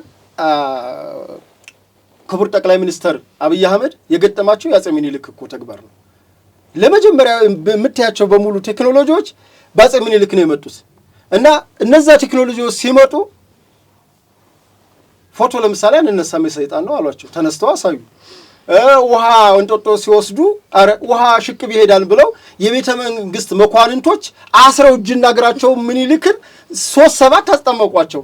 በኋላ ውሃይቱ ስትወጣ አይኛ ነን የተሳሳት ነው ብለው ፈቷቸው፣ እንዳላበዱ አረጋገጡ። መኪና ስትሄድ መኪናዋ እየገቡ ሰው ሲገጭ ሁለተኛ መኪናዋን የሚያሰናክል ተብሎ ህግ ወጥቶ ነው መኪናዋም እንደልቧ መሄድ የጀመረችው። በብዙ ነገር በብዙ ሆቴል እቴጌ ጣይቱ ሆቴል ማለት ነው። እቴጌይቱ አስተናጋጁ ነው። ምክንያቱም በሌላ ዓለም ሲሰሙ ዝና ሲሰሙ ሆቴሎች አሉ፣ ዘመናዊነት አለ። እስካሁን ድረስ እኮ ወተት መሸጥ እኮ ነውር የሆነበት አካባቢ አለ። እንግዲህ እንደ ባህል ታከብሪያለሽ፣ እንደ እንትን ግን እንደ ሰርቪስ ሰጭ ደግሞ እዛ አካባቢ ሂደሽ ወተት ለምነሽ ካላገኘሽ ገዝተሽ መጠጣት አለብሽ። አሁን ወተትን መሸጥ እንደ ነውር፣ እንጀራ መሸጥ እንደ ነውር፣ ይሄ የኛ ካልቸር ሊሆን ይችላል መስጠት። ግን ወደ ኢኮኖሚ ካልተቀየረ ሰተሽ የምታመጪው ነገር ስለሌለ ቢያንስ ዘመናዊነትን እቴጌ ጣይቱ አስተምረዋል። ዛሬ ዶክተር አብይ አህመድ ምንድን ነው የገጠማቸው? እያንዳንዱ የሚመጣን ቴክኖሎጂ ከባዕድ አምልኮ ጋር ያገናኙባቸዋል። እያንዳንዱ ኤአይ ብትይ፣ የዲጂታል ስማርት ሲቲ ብትይ፣ የወንዝ ዳርቻ ልማት ብትይ፣ የግሪን ሌጋሲ ችግኝ የሚለውን ችግኝ ሳድስ ናቸው ቃሎቹ። 6 አረጉና 666 እንዲህ የሚል ተንታኝ ያለበት እንደው አሁን እኒህን አምነው የሚከተሉ እኮ ሰዎች ናቸው እኔን የሚገርመኝና ይሄም ሁሉ ተብለው የማይገድል ዱላ ያጠነክራን ይባላል። የማይገድል ዱላ ሲያጠነክር ያየሁት ክቡር ጠቅላይ ሚኒስተር አብይ አህመድ ነው። ለዚህ ደግሞ እንግዲህ እንዳየሽው መጀመሪያ አዋክበው ሊያስነሷቸው ፈለጉ። መፈንቅለ መንግስት እሳቸው ያልነገሩን ብለውታል። ያልነገርናችሁ ብዙ አለ። ያልነገሩን በሆዳቸው የያዙት ብዙ ነው። የምናውቀው ግን ብዙ ውክቢያ ነበረ፣ ብዙ ነገሮች ነበሩ። ታዩና ከዚያ ወገን ከራሳቸው ወጣሁበት ከሚሉት ወገን እንኳን ብዙ እስካሁን ድረስ ብዙ ሴራዎች አሉ።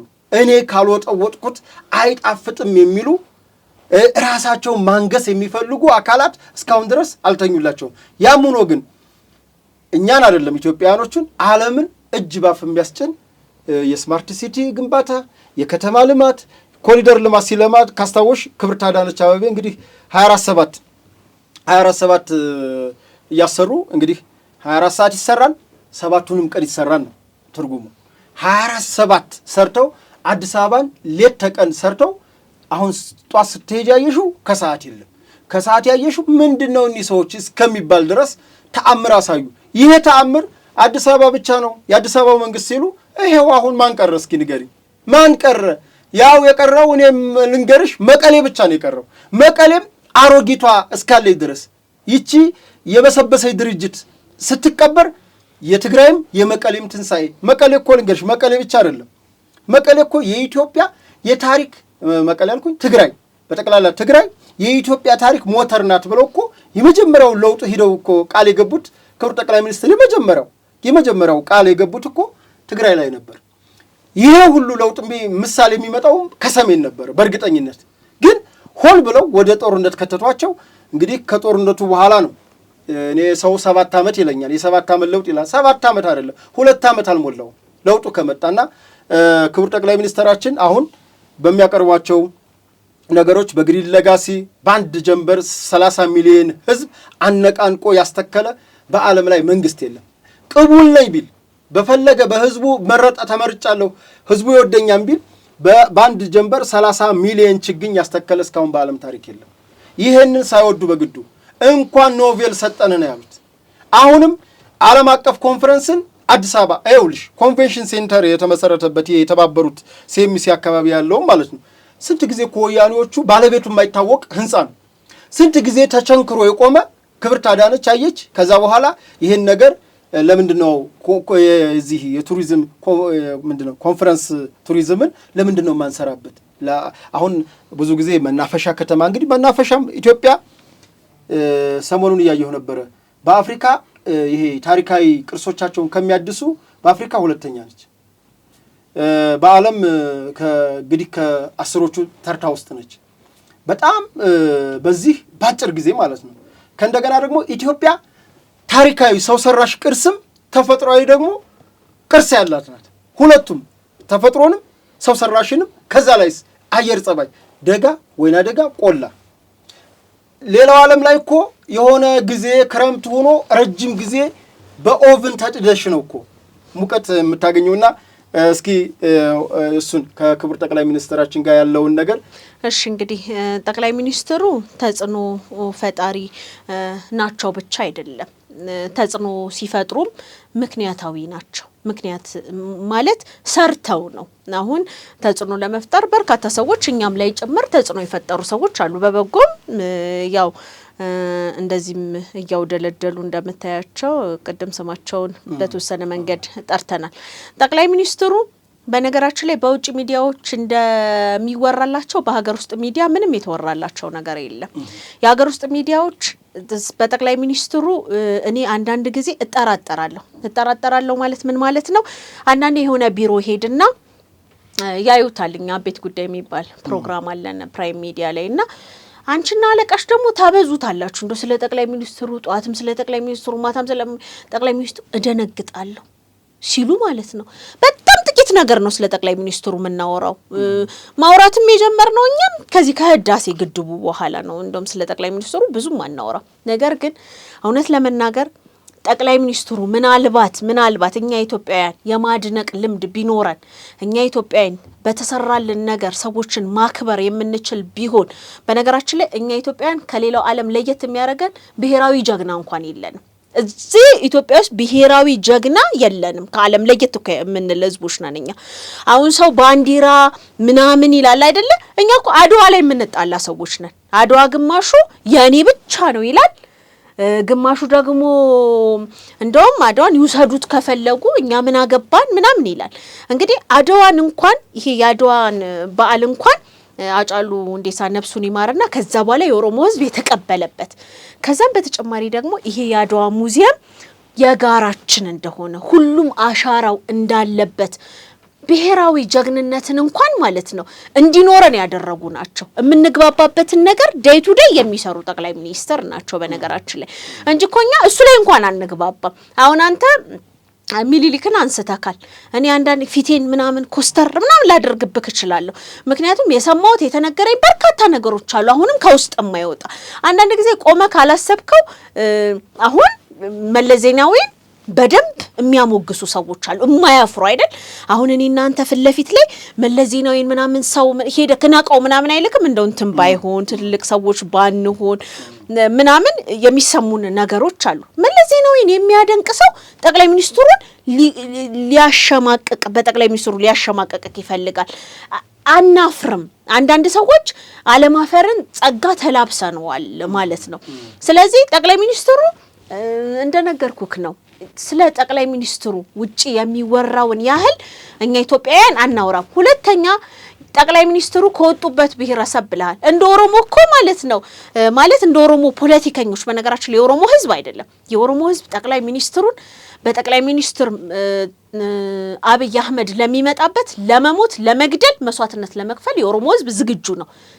ነገር ግን 100 ዓመት ምናምን ዓመት ሙሉ ወታደር እየሰበሰብን ነው ብለው ለኤርትራ ሰሊጥ ሲያመርቱ ወጣቶች የኤርትራ መንግስት ሰለባ እንዲሆኑ ያደረጉ ከዛም ውጪ ደግሞ ምናልባት የግል ፍላጎታቸው ጠቅላይ ሚኒስትር የመሆን ፍላጎታቸው ወይም ደግሞ ከመንግስት ጋር መገዳደር ያልቻሉ ሰዎች ዛሬም ስለ ጠቅላይ ሚኒስትሩ ጥሩ ነገር እንዲነሳ አይፈልጉም። ከነሱ ውጪ ባለው ዛሬ ላይ ሄደክ በየትኛውም የኦሮሚያ አካባቢ ብትሄድ ለጠቅላይ ሚኒስትሩ ድጋፍን በነገራችን ላይ ድሮ እኮ ቲሸርት አበል ምናምን ተሰጥቶ ነው ድጋፍ የሚወጣው እናስታውሳለን።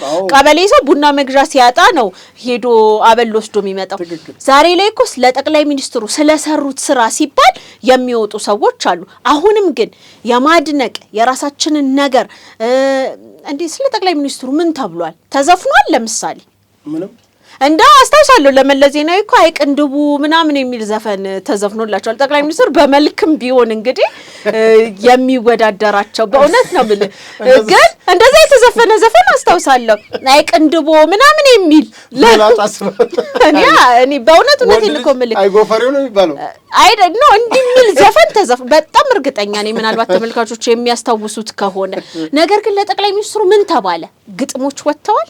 ለምሳሌ አሁን ከዚህ ጋር ከእንትን ጋር በተያያዘ አታዩ ለክቡር ጠቅላይ ሚኒስትሩ ይተውትና ስለ አባይ አሁን አባይ እንግዲህ የዘመናት ይኸውልህ ድሮ ማለት ነው ኮሽ ባለ ቁጥር ወይም የሆነሽ ነገር በተንትን ባለ ቁጥር ማለት ነው በጣም በአንድ ቀን ሌሊት ግጥምና ዜማ የሚሰሩ ዘፋኞቻችን ዛሬ እኮ ስለ አባይ ምንም ማለት አልፈለጉም። ምንም ይሄ እኮ ማለት ምን ማለት እንደሆነ እሺ ቆይ የቀይ ባህር አሁን ለምሳሌ እንግዲህ ክቡር ጠቅላይ ሚኒስትሩ ካመጡት አንዱ ከሰጡን ነጻነት አሁን ብዙ ነጻነት ሰጥተውና ልንገርሽ ከብዙ ነጻነት መካከል የኢህአዴግን እንኳን እንደልባችን ከሳቸው ጭምር እንደልባችን እንድንናገር በነጻነት ሐሳባችንን እንድናወራ አድርገውናል። አንድ በይ ሁለተኛ በትውልዱ ውስጥ የዘመናት ጥያቄ የነበረውን የቀይ ባህርን ጉዳይ በድፍረት አንሱት።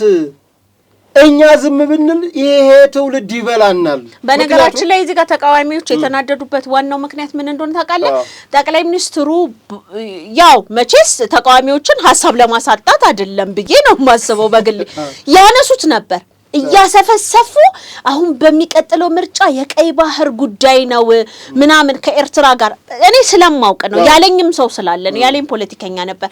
ደግሞ ሄዶ ከኢሳያስ ጋር ይጫባበጣል እንዴ አሰብን ነበረ መጠየቅ ያለበት። ግን እኛ ያላስተዋልነው ነገር እዛች ስቴጅ ላይም ቢሆን ስለ አሰብ ጠቅላይ ሚኒስትሩ አንስተው ነበር። ከዛ በኋላ አሁን ፍጹም ማለት ነው አንዳንድ ጊዜ ለቃለ መጠይቅ ምናምን ሰውየውን ስጋብዛቸው ኧረ አልገኝም ምናምን ይላሉ። ምክንያቱም ሊያነሱት የነበረውና በዚህ ምርጫ ሊያወሩልን የነበረው የአሰብ ጉዳይ ነበር። ጠቅላይ ሚኒስትሩ ቀድመው አነሱት። ስለዚህ ምን ሊያነሱ ይችላሉ? እስኪ በዚሁ ወደ ተቃዋሚዎች ወደ ፕሮፌሰር መራራ ጉዲናና አቶ ዳውድ ኢብሳ ወደ ኦሮሚያ ክልል መንግስት በተለይ ለአቶ ሽመልስ አብዲሳ የደብዳቤ አቅርበዋል ተብሏል። የደብዳቤውን ትክክለኝነት በተለያዩ ሰዎች እንደ ሚዲያም ማረጋግጠናል። እንደው ሄሪያ ከዚህ ደብዳቤ ምን መፍትሄ ይገኛል ብለሽ ታምናለሽ? አዎ እንግዲህ በጣም ያዘገየ ቢሆንም እንግዲህ እውነታቸውን ከሆነ ጥሩ ነገር ነው ያደረጉት። ምክንያቱም በዚህ ጊዜ መራራም ቢሆን ፕሮፌሰር መራራም ቢሆን እንዲሁም ደግሞ ዳውድ ኢብሳም ቢሆን አዋጭ የሚሆነው የሆነች ቦታ ያለችን ችግር እየኮረኮሩ ህዝብን ማስለቀስ ሳይሆን ከመንግስት ጋር በጋራ አብሮ በመስራት ወይም ደግሞ ያለውን ችግሮች አሁን እኛ እያወራን ያለ ነው። በነገራችን ላይ ኢትዮጵያ ውስጥ ምንም ችግር የለም በቃ 100% ህዝቡ ደህና ነው እያልን አይደለም። ነገር ግን ህዝቡ ደህና የማይሆንበት ዋናው ምክንያት መንግስት አይደለም ነው እኔ እያልኩኝ ያለው ታውን እያልኩኝ እንትን ያልኩት ማለት ነው። ምክንያቱም እንደነገርኩክ በየቀበሌዎቹ በየተለያዩ ቦታዎች ችግሮች አሉ። ነገር ግን እነዚህን ችግሮች ፕሮፌሰር መራራም ይሁን ዳውድ ኢብሳ ለየብቻቸው ወይም ደግሞ የሆነን አካል ሰፖርት እያደረጉ የሚፈቱት አይደለም። ሁለተኛ ነገር ደግሞ አሁን እነ ዳውድ ኢብሳ የሚታሙበት ነገር አለ። በተለይ ከኤርትራ ጋር ከህዋት ጋር ያንን ነገር ማጥራት አስፈላጊ ነው። ምክንያቱም የህዋት ወይም ደግሞ ይሄ ወያኔ የኦሮሞ ህዝብ እንደው ይቅርታ አድራጊ ህዝብ ስለሆነ የኢትዮጵያ ህዝብ በአጠቃላይ ስለሆነ ከነዚህ ሰዎች ጋር እኮ ለውጡ እንደመጣ አካባቢ ተቀምጦ ለመወያየት ሁሉ ይቅርታ ለማድረግ ዝግጁ ነበር። ከዛ በኋላ እንግዲህ ይሄ የሰሜን እዝ መመታትና ዳግም ራሳቸውንም ችግር ውስጥ የከተቱበት ህዝብንም አላስፈላጊ ጦርነት ውስጥ የከተቱበት ሁኔታ ነበር። ከነዚህ ሰዎች ጋር ይታማሉ በአንድም በሌላ መንገድ።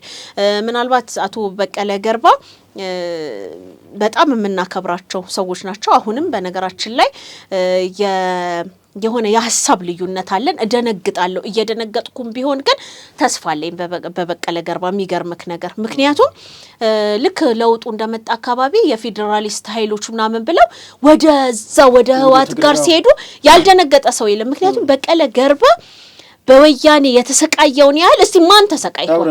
ምንም አላደረጉኝም አለወጣና ከዛኩ ምንም አልሆንኩም ምንም አላደረጉኝም እና እንደዚህ ይታሰር ነው። እንደዛ ያ ሁሉ መገርጣት ያ ሁሉ በሽታ ያ ሁሉ ነገር ወያኔዎች እውነት ምንም ስላላደረጉን አይደለም፣ የሆነ ነው የተበላሸ ነገር ነበረ ማለት ነው። ስለዚህ ኦፌኮም ወደ ከምርጫው ጋር በምርጫ ያለ መሳተፉ በተለይ እንግዲህ በርካታ በኦሮሚያ ውስጥ ድጋፍ የነበረው የፖለቲካ ድርጅት እንደነበረ ታስታውሳለህ። ስለዚህ አሁን ወደ መንግስት የጻፉት ደብዳቤ እውነት ከሆነ እውነት ልባቸውን ከፍተው ከሆነ ነቅተው ከሆነ የሚያስፈልገን ሰላምና ሰላም ነው፣ ይሄ ህዝብም እፎይታ ማግኘት አለበት ብለው አስበው ከሆነ እጅግ በጣም ሊበረታታ የሚገባ ነው። መንግስትም በበጎ መንገድ እንኳንስና ባዶጃቸውን የተቀመጡ አዲስ አበባ ውስጥ የሚኖሩ ዳውድ ኢብሳና ፕሮፌሰር መራራ ጉዲናን ይቅርና ጫካ እንኳን ስንቱን ሲገድል ስንት ነገር ሲያደርግ የነበረውንም ሰላም ምን እፈልጋለሁ እስካለ ድረስ መንግስት በሆደ ሰፊነት እያስገባ ስለሆነ ከነዚህ ሰዎች ጋርም መንግስት አይሰራም ብዬ አላስብም። ነገር ግን ዛሬም ልናስብበት የሚገባ ጉዳይ ዛሬም እንደ ጠላትነት ከመተያየት ይልቅ በሀገራችን ጉዳይ ላይ ያገባናል። ይሄ ህዝብ ደግሞ የኛ ህዝብ ነው፣ የጋራ ነው። አሁንም ቢሆን በኦሮሚያ አካባቢ ያሉ እናቶች ለቅሷቸው ሊቆም ይገባል። እኔ አስታውሳለሁ ዳውድ ኢብሳ ትጥቂፍቱ አይፍቱ የሚለው ላይ ነጃር መሐመድን በዛን ጊዜ ዶክተር አለሙ ስሜ ምናምን የተገኙበት አባገዳዎች የተገኙበት አንድ አባት ምን እንዳሉ ታውቃለህ? በአፋን ኦሮሞ ነው። ስትታረቁ ከመንግስት ጋር ማለታቸው ነው። ስትታረቁ መታረድ ካለበት በሬ አርደን እናስታርቃቸዋለን፣ ሰው መታረድ ካለበት ግን እኔን ረዱኝና አባካችሁ ታረቁ ብለዋል አቶ ኃይሌ ምናምን የሚባሉ እንደዚህ ስማቸው ግን መልካቸውን አስታውሷለሁና እስከ ማለት የተደረሰበት እጅግ በጣም የተለመኑበት። ከዛ ዳውድ ኢብሳ ለአባገዳው ሰጥቻለሁ ለአባገዳ ሰጥቻለሁ ሲል እንደውም ጀዋር መሐመድ አስታውሳለሁ በሰዓቱ ምንድነው ያለው? ዳውድ አንተም ብትሆን እጅክ ላይ ነው ያለው፣ ልጆቹን ፍቱ ካልካቸው ይፈታሉ ብሎ ነበረ። እዚህ ኦሮሚያ ባህል ማዕከል ነበርና ህርቁ ፕሮግራሙ ማለት ጫና እንዲደረግባቸው የተደረገው በዚህ ደረጃ መንግስት ልመና አድርጎ ነበረ። ከዛ በኋላ እንግዲህ ለ5 ለ6 አመታት ይሄ ህዝብ መስዋዕትነት እየከፈለ ነው። የሚገርምክ ነገር በተለይም በአሁን ሰዓት የተወሰነ መረጋጋቶች የተወሰኑ ለውጦች አሉ። በእርግጥም አንዳንዴ መንግስት በወሰዳቸው እርምጃዎች ተገቢ እርምጃዎች ከዛም ውጪ ደግሞ እንግዲህ ከነ ጃልሰኝ ጋር በተያያዘ እንዲሁም ደግሞ አንዳንድ የሻኔ ወታደሮች እጅ እየሰጡ ወደ መንግስት ወደ ህርቅ የመጡበት ሁኔታ አለ። ከዛ ውጪ ግን ቴዲ እዛ አካባቢ ላይ እናት ኖሮ እናቱን ያልቀበረ ህዝብ ያለበት በተለይም በአውሳት በሰሜን ሸዋ በሰላሌ አካባቢ እንደነዚህ አይነት ችግሮች አስተማሪ የሚገደልበት ከዛም ይታገትና 200,000 ብር አምጣ 1 ሚሊዮን ብር አምጣ 1 ሚሊዮን ብሩን ሄደክ ስትከፍል ሰውየው ተገሎ የሚገኝበት ከዛ በኋላ የመከላከያ ሰራዊት አጓጉል የማይገባ መስዋዕትነት የሚከፍልበት ከዛም ውጭ ግን አንድ እውነት ልንገር ከዛ አካባቢ ላይ ለመከላከያ አማርኛ ሊናገር ይችላል አፋን ኦሮሞ አይችልም። ነገር ግን የሚሻሹት ወደ መከላከያ ነው። እዛ ውስጥ ያሉት እኮ ያጎታቸው ልጅ ያክስታቸው የራሳቸው ልጆችን ፈርተው ወደ መከላከያ የሚሻሹበትን ሁኔታዎች መረጃዎችም አለን። በነገራችን ላይ ይሄንን ነገር ሳወራልክ በመረጃ ነው ውሸት አይደለም ማለት ነው።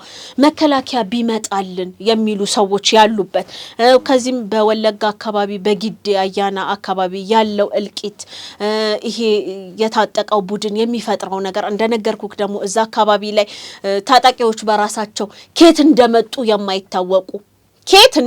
የማይታወቁ አንዳንዶቹ ተክለ ጻዲቅ ምናምን ጻዲቅ ምናምን የሚያቃቸው ሰዎች ሲናገር ማለት ነው ከሃይማኖት ጋር አይደለም ይሄ ነገር ግን ቀጥታ ከህወሓት ጋር ግንኙነት ያላቸው ሰዎች አሉ ብሎ የዛ ሀገር ማህበረሰብ እስከሚያምን ድረስ የደረሰበትና የወለጋ ህዝብ በከፈለው ከፍተኛ መስዋዕትነት በአሁኑ ሰዓት አንጻራዊ ሰላም ያለበት ሁኔታ ነው ያለው።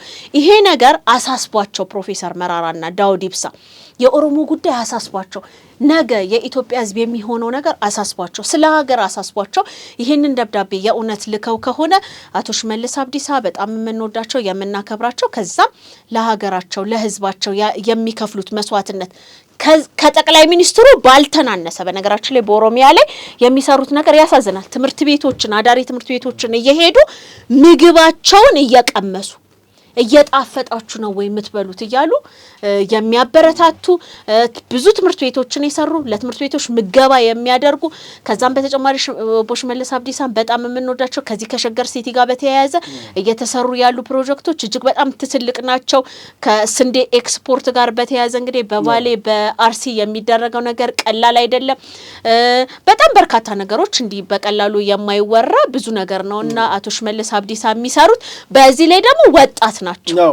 ግን አሁን ኤሪያ ያው እንግዲህ አቶ ዳውድና ፕሮፌሰር መራራ በርግጥ እንዳልሽው ፕሮፌሰር መራራ ከዚህ በፊት በወያኔ ኢህአዴግ ዘመን ፓርላማ ገብተው ፓርላማውንም ሞገቱትም አጀቡትም ምናቃቸው ሰው ናቸው። የፖለቲካ በርካታ የኦሮሚያ ልጆች ታስረው በነበረበት ጊዜ መታሰርማ ጸጋ የሆነበት ጊዜ በሚሳደዱበት በሚገደሉበት ጊዜ ፓርላማን ሲያሞቁና ሲያደምቁ የነበሩ ሰውዬ እኔ 2013 ምርጫ አልወዳደርም አሉ ሲባል በጣም ከገረመኝ እንደገና እንደ ጉምቱ ፖለቲከኛ ከሳቸው ይህን ውሳኔ አልጠብቅም ነበር። ያሳሳታቸው እኔ ጀዋር ነው ብያምናለሁ። ምክንያቱም በሰዓቱ እሱ የዚያ ፓርቲ አባል ስለነበር እንዲሁ በግርግርና በተከበብኩኝ ስም በአመፅ ከምርጫ ውጭ በሆነ ነገር ስልጣን ትይዛለው ብሎ የሆነ ነገር ያቋመጣቸው ሁሉ ይመስለኛልና አሁን ወደ ቀልባቸውን ገዝተው ከሆነ በተለይ ደግሞ ሰፊውን የኦሮሚያ ክልል ህዝብ እንደምታውቁ እንግዲህ በኢትዮጵያ ትልቁ ማህበረሰብ የኦሮሞ ማህበረሰብ ነው። በመቀጠል አማራ ነው። እንግዲህ ፖፑሌሽኑ በመቆጠር ስለሚችልም ማለት ነው። ዞሮ ትልቅ ማህበረሰብ አንድም ይሁን ሁለተኛ ትልቅ ማህበረሰብ ባለበት በዛ ክልል ውስጥ ምርጫ ውድድር እንደሚያደርግ እንደገና ደግሞ ኢሳያስ አፈወርቂ እንደምታስታውሹ በ34ኛ ዓመት የነጻነት የሚሉት እነሱ ነጻነት ነው በነገራችን ላይ የሚሉት የነጻነት ቀናችንን አከበርነ በሚሉበት ሰዓት ከዚህ በፊት እንደምታውቂው የኤርትራ ህዝብ ጥላት አማራ ነው ብለው ነው የተነሱት ትግል። ግን በአሁኑ 34ኛ ዓመቱ ላይ ኦሮሞማው መንግስት ነው ያሉት።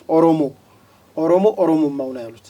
በደንብ ኦሮሞማ ስድብ እንግዲህ አፋን ኦሮሞውን አንቺ ስለምትተረጉም ኦሮሞማ ማለት ስድብ መስሏቸው ኦሮሞማው መንግስት የኦሮሞ መንግስት ነው እያሉ ሲናገሩ ኦሮሞማዎች ናቸው ኢትዮጵያ ጥላት ሲሉ የኛ ጥላት ሲሉ ምን እያስተላለፉ ነው? ምንድነው ሜሴጁ?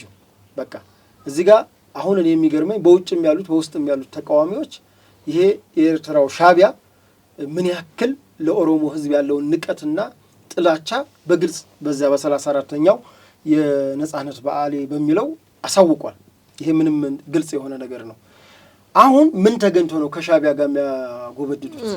ከሻቢያ ጋር ፍርፋሪ ለመልቀም ከግብጽ ነው እንግዲህ እሱ የሚያገኘው ከግብጽ የተረፈ ከግብጽ ወደ ሻቢያ ከሻቢያ ደግሞ ወደ ኦነግ ወደ ጽንፈኛው ወደ ወያኔ ሰዎች ነው እንግዲህ የሚራገፈው። የርጋፊ ለመለቃቀም እዚህ ጋር ተቀምጦ ትልቁን የኦሮሞን ህዝብ በጋራ ተስማምቶ እንደማስተዳደርና በጋራ እንደማሻገር እዚህ ጋር በማይሆን ነገር በተለይ ደግሞ እድሜያቸው በሄዱ አዛውንት በሆኑ እንደነ አቶ ቡልቻ እኮ ተደንቀው ተከብረው ቢሄዱ ምን አለበት?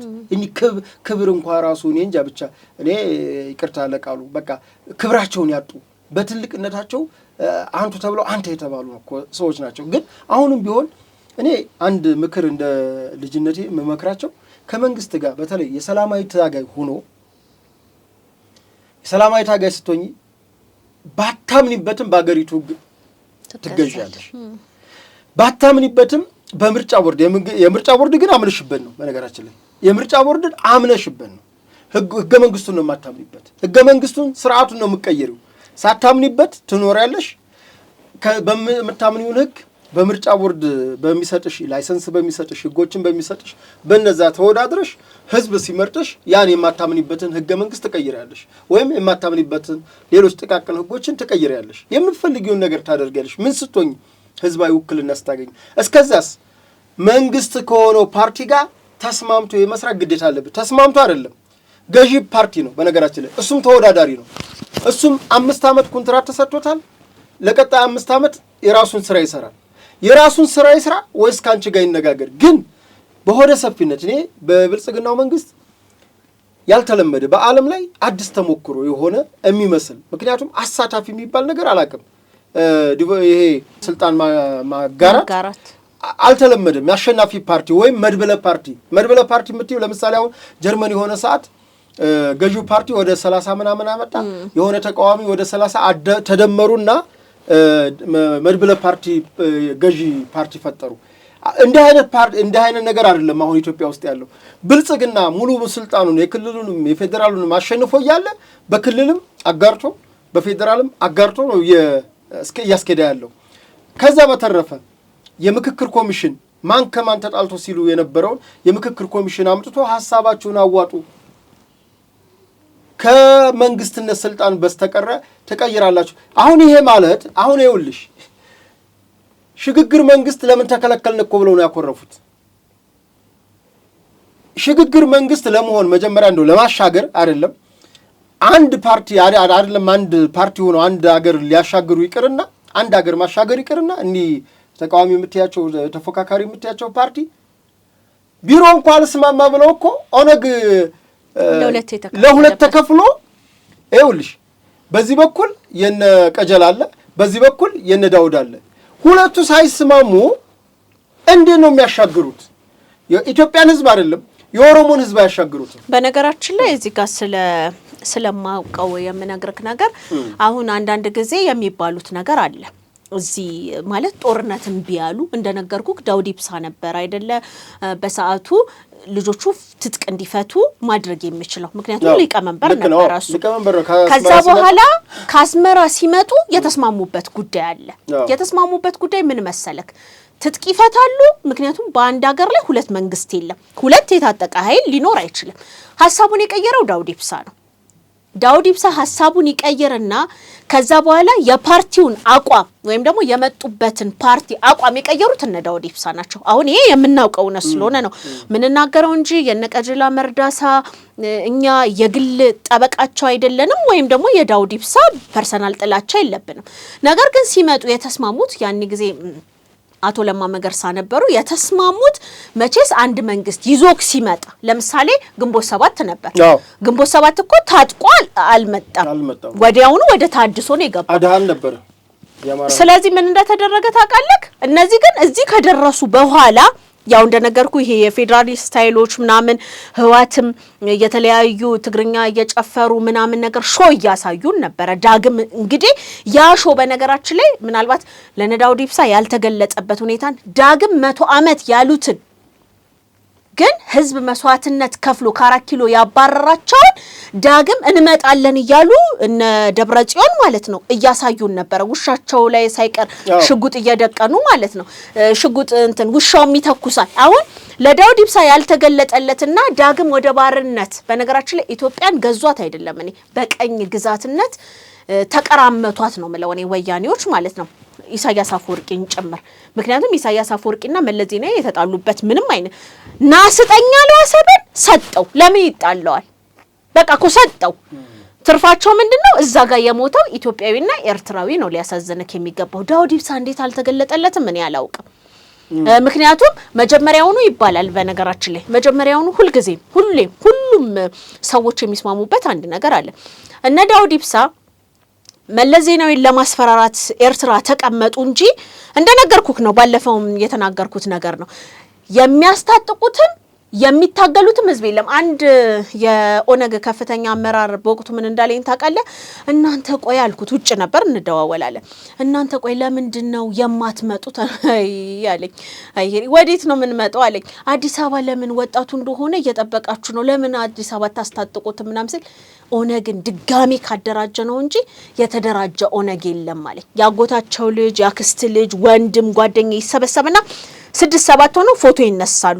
አባው ጅራ ምናምን ይላሉ ኦነግ አለው ማለት ነው ከዛ በተጨማሪ ደግሞ ምን ያደርጋሉ እንግዲህ እነዚህ ፖለቲከኞች ሲስተም ፖለቲካ ስለሆነ የነገሩኝ ነው መናገርክ ምን ያደርጋሉ የሆነ ትምህርት ቤት ላይ ታስታውስ እንደሆነ አክሱም ሆቴል ምናምን ላይ ፍንዳታ ያዘጋጃል መንግስት ራሱ ወያኔ ያዘጋጅና ከዛ በኋላ ኦነግ እዚህ ደርሶ አክሱም ሆቴል አፈንድቶት ሄደ ህዝብ ማዘናጊያ ነው ገባ የሚመጣ አክሱም ሆቴል የሚባላል ትግራይም ፈንድቷል አዎ ከዛ በኋላ ምን ይላል ያ ኦሮሞ ህዝብ አባው አለማን ነው የለም እኮ እንደዚህ እያደረጉ ሻቢያ ተላላኪ ነው ዜናዋ ከዛም ደግሞ ምን ያለ አርባ ጉጉ ላይ ምናምን አማራን ኦነግ ገደለው ተመልከት ለምን መሰለ ይሄ ህዝብ አንድ ከሆነ ከተሳሰረ ቁርኝቱን ካጠበቀ 27 አመት 5 ሚሊዮን የማይሞላ እሱንም 5 ሚሊዮን ትግራዋይ የትግራይ ህዝብ አይደለም መጥቶ የገዛን ልክ ነው ያደዋ ጓደኛሞች እኮ ናቸው መጥተው ህዝብን እንደ ጢባጢቤ ሲጫወቱበት የነበረው ማለት ነው የነስባት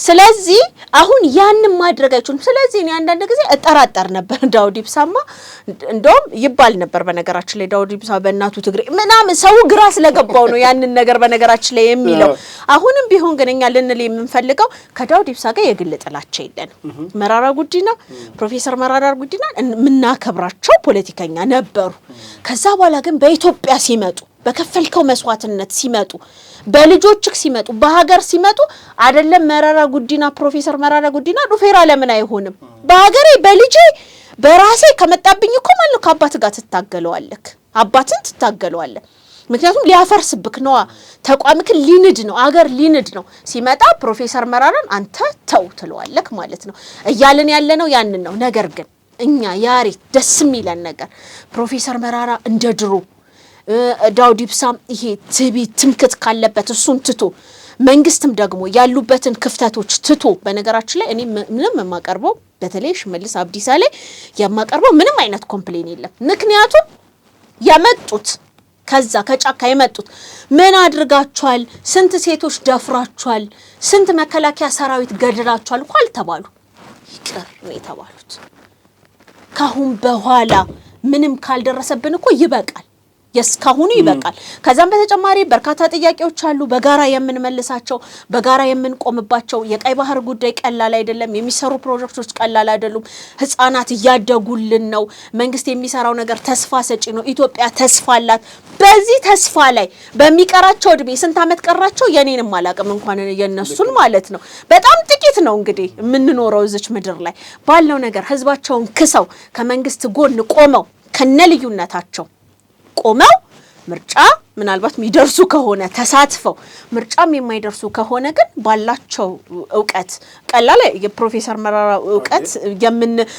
በእኔ አይምሮ የሚወራ አይደለም ሶ ያንን ነገር በፕሮፌሽናቸው አይደለም ግን ያገለገሉ ያሉ ስለዚህ አሁንም ያወራን ያለ ነው በነገራችን ላይ ፐርሰናሊ ፕሮፌሰር መራራን ጣልተናቸው ወይም ዕውቀት የላቸውም ያልን ሳይሆን እንደውም የሚያናድሽ እኮ ዕውቀት እያለው በጅሎች ሲነዳ ነው እና ለምንድን ነው ብዙ ነገር ያሳልፈዋል ስለዚህ ኢሳይያስ ፖለቲካ ልምዳቸው በራሱ በነገራችን ላይ በአሁኑ ሰዓት ለኦሮሞ ህዝብ ወያኔና የሻቢያን ተንኮል እኮ ኦነግን ጨምሮ ተንኮሉን እኮ አስረጂ ብቲ ትልቁ አስረጂ የነበሩት ፕሮፌሰር መራራ ነበሩ ምክንያቱም ምን ያክል ህዝብ ዋጋ እንደከፈለ ምን ያክል ያ ስርዓት አስከፊ እንደነበረ ከፕሮፌሰር መራራ በላይ ህያው ምስክር አልነበረም ነገር ግን ያን ሳያድላቸው በጩሉሌው ጀዋር ተታለው ይሄን ሁሉ ህዝብንም ዋጋ ያስከፈሉ ነው አሁንም ቆም ብሎ ካሰቡበት በተለይ ከኦቦ ሽመልስ አብዲሳ ጋር ግልጽ ወንድማይ ንግግር አድርገው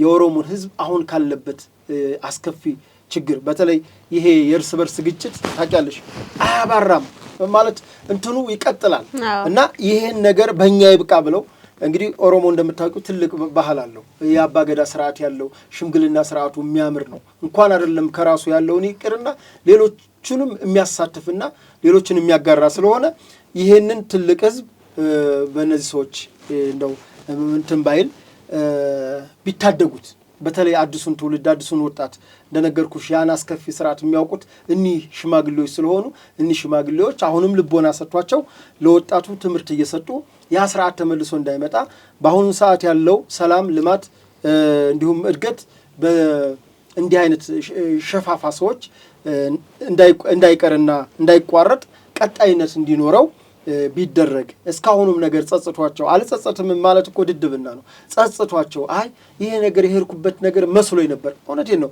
አንዳንዴ ትክክል መስሎን የምናደርገውና የምንሄድበት ሂደት የሆነ ሰዓት ቆም ብለን ስናስብ እኔ ነበርኩ ማን ነበር ያን ራሱ እድሜ እኮ የሚያስተምርሻለ ትናንትና በልጅነት ሻረክሻቸው ዛሬ የሚያስቁሽ የሉ ትናንትና እንደ ብልጠት የመሰሉሽ ትናንትና ደግሞ እንደ ጀግንነት እኔ አሁን እንደ ጀግንነት መስሎኝ መቀሌ የቀሰቀስኩበትን ነገር ዛሬ ሳስበው ይገርመኛል። መቀሌ ላይ እንደዛ ወያኔ ሌባስል በዛ ልክ እንደዛ ስቀሰቅስ ልጅነቴን ይገርመኛል። ድፍረት አልለውም በዛኔ ድፍረት ደፋር ነው ብለው ሰዎች አሞካሽተውኝ ይሆናል። ዛሬ ግን እኔ ድፍረት አልለውም ያንን ነገር መስሎን የምናደርገው ነገር ይኖራል። ከእንደገና አዲስ ትውልድ ስትሆኚ ታውቂዋለሽ ወጣት ስትሆኚ የተነገረሽ ሁሉ ትክክል የሚመስልሽ በሚዲያ የተሰማው ነገር እውነት የሚመስለው ስለሆነ በተለይ ኋላ ቀርና ይሄ ያልተማረ ማህበረሰብ ባለበት ኢትዮጵያ ውስጥ እየኖርነ እንዲህ አይነት ምክንያታዊ ባልሆኑ ፖለቲካ ሲስተም ውስጥ መሄድ ስሜታዊ መሆን በቃ ትላንት እኮ በወያኔ ጊዜ ጥሩ መስመር ይዘውን ነበር። ዛሬ እድሉ ሲመቻች ቢሮ ሲሰጣቸው ይሄኛው በኮሊደር ፈርሷል እዚህኛው ግቡ ሲባሉ እንደውም ምቾት እኔ አሁን ምቾት ያሰቃያቸው ይመስለኛል ተቃዋሚዎቹንና የአማራ ክልልን ሁኔታ ሳንጠቅስ ምክንያቱም ስለተናገርነ በአማራ ክልል እንግዲህ ሰሞኑን የሚኒሻ ማስመረቅ የፖሊስ እውቅና መስጠት የጸጥታ መዋቅሩ በተለይ በጊምባ አካባቢ 11ኛ እዝ በቅርቡ የፌድሪ መከላከያ ሰራዊት 11ኛ እዝን መመስረቱ ይታወቃል። ከዛ በፊት ግን በምስራቅ እዝ 801ኛ ኮር ዋና አዛዥ የነበሩት ጄኔራል ዘውዱ ሰጣርጌ እዛ አካባቢ የጀመሩት ስልጠና ነበረ። ከዛ ክፍል ተነስተው በሚሄዱ ጊዜ 11ኛ እዝ ሆነዋል። ነገር ግን እሳቸው ያንን ሰልጣኝ ስለመሰረቱት የትውልዳቸውም አካባቢም ስለነበረ ተገንተው በአካባቢው በኮማንዶ ደረጃ ዛሬ መከላከያ ማህበራዊ ሚዲያ ዘግቡት እያየው ነው። ሰሞኑን ግን የክልሉ ኮሚኒኬሽንም የደቡብ ወሎ እንደውም የደቡብ ወሎ ኮሚኒኬሽን ፓራ ኮማንዶ ብሎ እንዴት ፓራ ኮማንዶ ይላል እያሉ አንዳንድ የኔ ኮማንዶ ጓደኞች እንደዛ አይነት ነገር ጥያቄዎች ነበሩና ኤኒዌይስ በኮማንዶ ደረጃ ነው ያስመረቀው። ከፍተኛ መዋዕለ ንዋይ ፈሶባቸዋል። በሰልጣኞቹ ትልቅ ስልጠና ነው እየተካሄደ ያለው። ይሄ ማለት የክልሉን ያለውን ሰላም ለመመለስ በተለይ እንግዲህ ለራበው እንጀራ ይባላል በባህላችን ለጠገበው ጥይት ነው። አሁን በሰላም ናት ያለሽ በፍቅር ናት ያለሽ እምቢ ካለ ባለየ ልጅ ይባላል። ካልቆነጠጡት አይሆንም። አለበለዛ ብልግናውን ማያውቀውማ ሰው ሲመጣ ያዋርድሻል። ስለዚህ እነዚህ ባለዮች መቆንጠጥ ስላለባቸው የግድ ሰልጣኝ መሰልጠን አለበት። ሰራዊታችንን በየጊዜው እያሰለጠነ ነው። ሚኒሻ የክልሉ ሚኒሻ አድማ መከላከል ፖሊስ እንዲሁም ደግሞ ህብረተሰቡን ገብቶ ያወያዩ ያለበት አመራሮች ገብቶ ያወያዩ ያለበት ሁኔታ ነው ያለው። ሌላው እንግዲህ የምስራቅ አማራ የምንለው ይሄ በተለይ ወሎ አካባቢ የክቡር ጠቅላይ ሚኒስትር አብይ አህመድን ጨምሮ ምክትላቸው አቶ ተመስገን ጥሩነህን እንዲሁም ደግሞ የክልሉ ፕሬዝዳንት አረጋ ከበደ ሌሎች ከፍተኛ የፌዴራልና የክልል ባለስልጣኖች በተገኙበት ከሀይቅ ጀምሮ በተለይ በዚህ ሚዲያ እንደው ሳናነሳቸው ብናልፍ የሚያስቆጨው ባለሀብቱ ቢኬ እሳቸው ማን ነው በላይነህ ክንዴ በጣም እንግዲህ ከዚህ በፊት ሻለቃ ኃይለ ገብረስላሴ በሰቆጣ የሰሩት ትምህርት ቤት ነበር። አሁን ደግሞ በሀይቅ ትልቅ ትምህርት ቤት አስገንብተው ሙሉ ላይብረሪ ያለው ሙሉ የተሟላለት መምህራኖች ሁሉ ደስታቸውን ምክንያቱም ታውቂያለሽ መከላከያ ጎንደር ላይ ድጋፍ ያደረገውን አይተሻሰሙ። አዎ እንግዲህ መከላከያ ገዳይ ነው እየተባለ ጨፍጫፊ ነው እየተባለ ለሚማረው ለትውልዱ እያሰበ ብላክቦርድ እየገዛ ማድረግ የሚችላቸውን ወንበሮች እየገዛ አንዳንድ ቦታው ላይ ምገባ እስከ አጥላና ብስኩቶቹን እየሰጠ ምገባ የሚያደርግባቸው አካባቢዎች አሉ። ለገበሬው በራያ ቆቦ በሰሜን ሸዋ አካባቢ ይሄ አጨዳ የተለያዩ ነገሮችን እየሰራ ነው። አማራ ክልል በአንጻራዊነት ሰላም ነው። ከስፍራው ዝግጅት ደግሞ የበለጠ ስለማስዳሳቸው ነገር ግን አረስት አድርገን ስላነሳ ነው ሄሪያ ስቱዲዮአችን ተገንተሽ ያልታሰቡ በቃ በደንብ ለአድማጭ ተመልካቾቻችን ትምህርትም የሚሰጡ ከትንታኔም በላይ የሆኑ ማስረጃዎችን ጭምር ያለበት ነው ጨዋታችን ውይይታችን። ይልመድብሽ። አመሰግናለሁ። ቤቱ ያንቺ ነው። በመጨረሻ የምትይው ነገር ካለ አመሰግናለሁ። ፕሮግራማችንን እንግዳውስ የዛሬ የህዳር 10 የሳምንቱ ወቅታዊ ዝግጅት እስካሁን የሰማችሁትን ያዳመጣችሁትን የተመለከታችሁትን ይመስል ነበር። ፕሮግራሙን አዘጋጅቼ ያቀረብኩላችሁ እኔ ቴድሮስ አያሌው፣ የክብር እንግዳችን ደግሞ ሂሪያ ዱፌራ ነች። ሂሪያ ያው የፕራይም ሚዲያ ጋዜጠኛ ነች። ቀጣይ ደግሞ ባሉ ትንታኔዎች እዚህ መታ ስቱዲዮችን የተለያዩ ሀሳቦችን እንደምትተነትንልንና ለአድማጭ ተመልካቾቻችን ሀሳቧን እንደምታጋራ አምናለሁ። ቀጣይ ግን ከእሷ ጋር ያለን ክፍል 2 ቃለ መጠይቅ ይኖረናል። አልተቀረጸም። በነገራችን ላይ እኔ እንደውም አቢ አስገብቶ ላይቭ ቢሆን ደስ ይለኛል። ሂሪያ ብዙ እውቀቶች ያላት ብዙ የፖለቲካ ተሞክሮ ያላት እህታችን ናት። እንግዲህ ቀጣዩ ክፍል 2ን በጉጉት እንድትጠብቁ እያሳሰብን የዛሬውን ዝግጅታችን እዚህ ላይ እናጠናቃለን። መነሻችንም መድረሻችንም ኢትዮጵያ ናት።